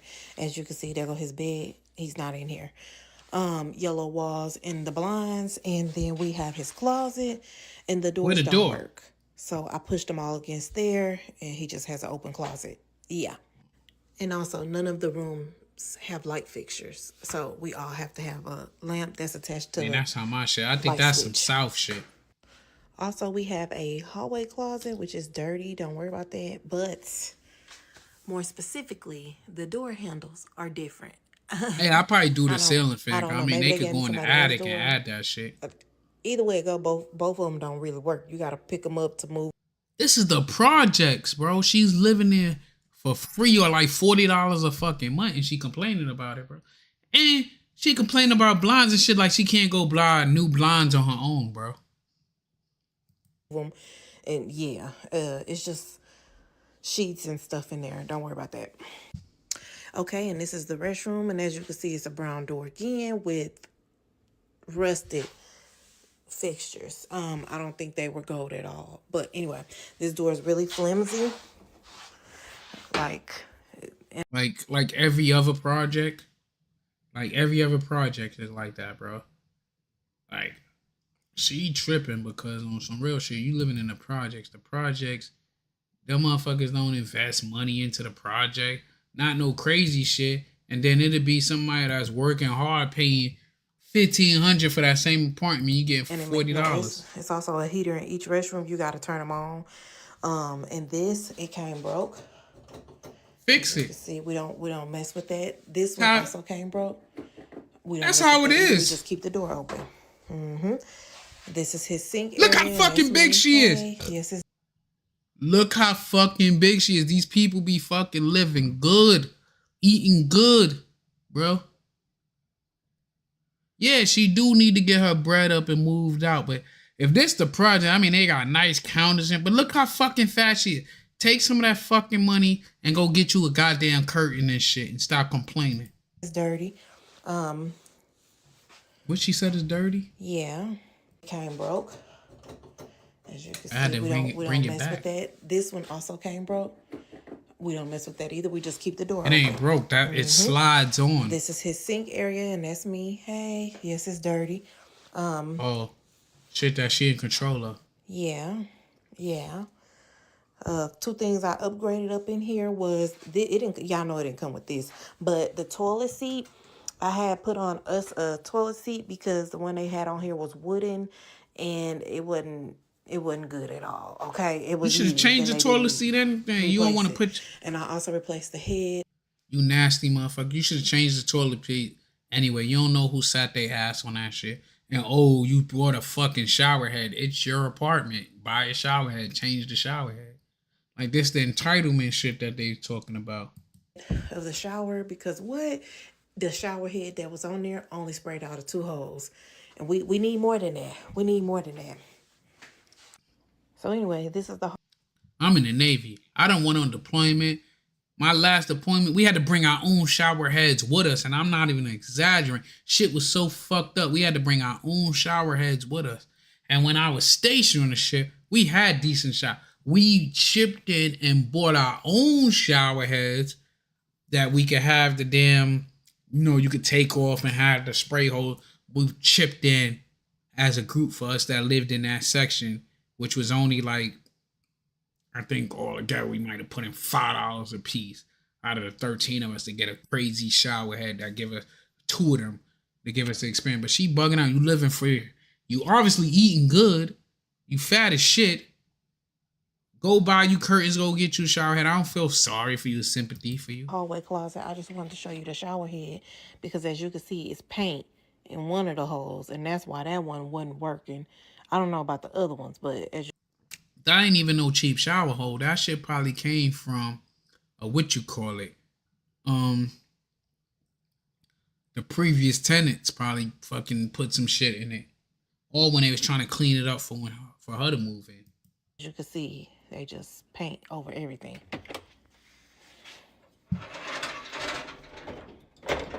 And this is the entrance to my room. As you can see, the door is white. All the other doors are brown, but my door is white. With whatever that is on, it came like this. I tried to scrub it, it don't come off. So let's enter. This is a lived-in room, so just know I didn't clean it up for y'all. This is random. This is how my room look. And my bed is on the floor because my bed had broke because my son and my niece jumped on it like some dummies. And yeah, so I kept the headboard, but I'm gonna throw that away too because I got a mattress on the floor. And if you can't tell, these are my light switches, and one is higher than and the clean other. that fucking room. I don't know what that's about. And also, yeah, we don't have a light fixture. Yeah, you have to buy a lamp. You have to. Okay, moving on. We got the heater. Hold up, wait a minute. I seen something in the corner. One is higher than the other. I don't know what that's about. And wait, I got the headboard, but I'm gonna throw that away too. I don't know if you see what I see in the background. I'm about to point out something in a second. Yeah, I got a mattress on her the floor. nasty ass. And if you can't tell, these are my light switches, and one is higher than the other. I don't know what that's about. She got, like, you can't see her. I thought that it's kind of blurred. But she doing all that complaining. And I see like a Mac Pro or some shit in the background. So she's spending her money on what she want and not what she need. You dig what I mean? She's spending her money on what she want and not what she need. Because I see it like a Mac. It look like an iMac or some shit. And also, yeah, we don't have a light fixture. She complaining about a lamp, but got like a lamp. I knew I wasn't tripping. You see that shit? Right here. You see it? Y'all can see my damn thing. She tripping about all this shit, but she got a goddamn iMac back there. So she taking her money to buy what she want and begging for what she need, you know? So that's the craziness. That's ludicrous that she's sitting there doing all this complaining about a goddamn lamp. She could go to Walmart and buy a goddamn $10 lamp like I did, you know? She could buy a $10 lamp. I think I pay like, you know, I like the finer things. I might have paid $15. Probably 20. I don't know how much this shit costs. Like I said, that type of shit, I don't waste my time even thinking about it. I leave that for the people in the house that like interior to design shit, you know? Like, you know, let it have a woman's touch. You know? I go to the electronics section when we go to the store. I just wanted to point that out. She got a goddamn iMac in the background. She got a nice TV, but she crying about buying a lamp. And she need to clean this shit the fuck up. You have to. Okay, moving on. We got the heater on the floor again, and the AC unit right above it that's covered because that cold air comes through it. Also, we have the yellow walls again. Yeah. And each room comes with one of these besides the bathroom. It's called the thermostat, but let's go to that. So this is my closet. It's just somebody poor. I see open. a lot of sneakers and shit. Bar. She complaining, but I see a lot of sneakers and shit. I see a lot of shit that says she don't need to be living in the project. She could go get a fucking apartment and pay out. She don't need Section 8. With the thing that your shoes sit on. It's a mess, but it's in here. My stuff is in here. It ain't no butt, bitch. Clean it up. So let's go to my bathroom. That shit look dirty this too. Is my bathroom. I have a brown door, okay, with gold fixtures, okay. This is my toilet, and as you can see, I have bought me a new toilet seat because they gave me an old one, and it is a huge crack in it, and they never came and replaced it, so it's still on the toilet because I don't know how to put that one on there. I really haven't even tried to, but yeah. See, like said, she ain't even tried, but if you had a man, he could fucking unscrew the 2 screws. It's 2 screws. Unscrew it, screw it back on. As simple as day. So we have a half bathroom, and it's not a lot of space. It's the projects, man. What made you think you was gonna get a 4-bedroom house in the projects?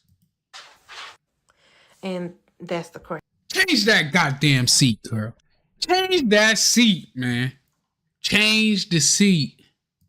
Change the seat. These are wooden toilet seats. and that's the crack. And that's why You know how big your ass had to be that you sat on a chair on a toilet seat and you cracked that shit? Lord have mercy. I bought plastic to put on there. The other toilet seat from the other restroom is in that hallway closet. So I need to get this off. The maintenance man came and did the other one for me, but I need him to come do this one too. And as y'all can see, it's a heater in this restroom too for the restroom, but I don't turn it on. So it just sits there. Yeah. I forgot to show y'all these things. This the thing that you turn on when you wanna, I guess, suck the air out of here or something. It's really dusty. Yeah, both restrooms have it. Think about like the ceiling. It has a whole bunch of lumps and bumps. You could tell it had water damage. Look, see, it's a lump right there above my bed. That's a big old lump, but I hope nothing happens with that. But yeah, it's a whole bunch of those all around. Yeah. But I also wanted to show you that the floor is really nice, and this doesn't work. It's just there for decoration. But yeah, the floor is really nice. The painting is terrible, and it's dents in the wall, you know, and marks on the wall because my son touched it or something, or the neighbor touched it. Anyway, yeah, so, and oh, since the hallway light over there is broke, I have to put it in the middle to turn it off. Yeah, that's fun. Last thing, I just wanted to show y'all how I decorated my bookshelves. I thought it was really cute. That's some Christmas decorations. I don't have nowhere to put it. But anyway, yeah, it's just going to sit there until I figure out something. But yeah, do y'all like that? That's cute, right? Thanks for watching. Let's do a living in the projects home tour. I'm going to show y'all my house. So first things first, you know you live in the projects when you don't have a deadbolt lock. I only got one lock because if they want to get in, they can get in. So I got this stick and I got this alarm thing. So I turn it on, and if anybody open this door, it's going to go beep, beep, beep, beep, beep, beep. So yeah, this is my door, and as you can see, it's green, and as you can see, the walls are yellow. Next, this is my coat closet. The door doesn't work, so I have to pick it up to open it, but I'm not going to do that because ain't no coats in there. It's storage. This is my kitchen. This is my stove, and as you can see, this is our fire extinguisher. Yeah. My water heater is in the kitchen. And no, I don't have a dishwasher. I have to wash these by hand. This is my I got a view dining on room. And this is my living room. I have a wall AC unit. I cover it because the cold air from outside comes in through it. And it's already 12 degrees outside. This is my heater. And it burns the blinds. And also, as you can see, when I moved in, they gave me blinds with tape on it. I could get Uber Eats. You can't.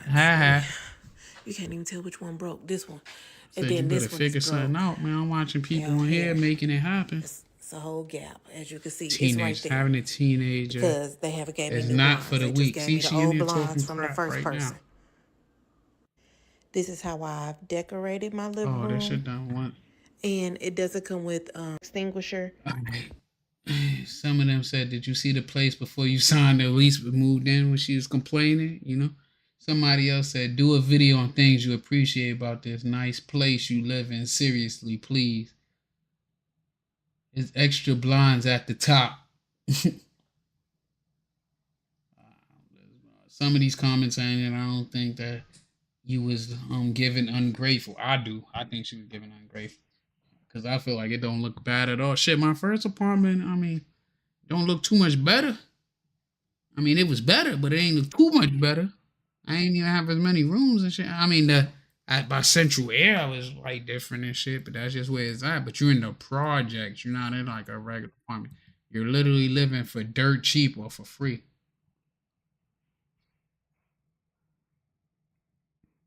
Yeah, that's it. I got work in the morning because, you know, some of us got a job to get to.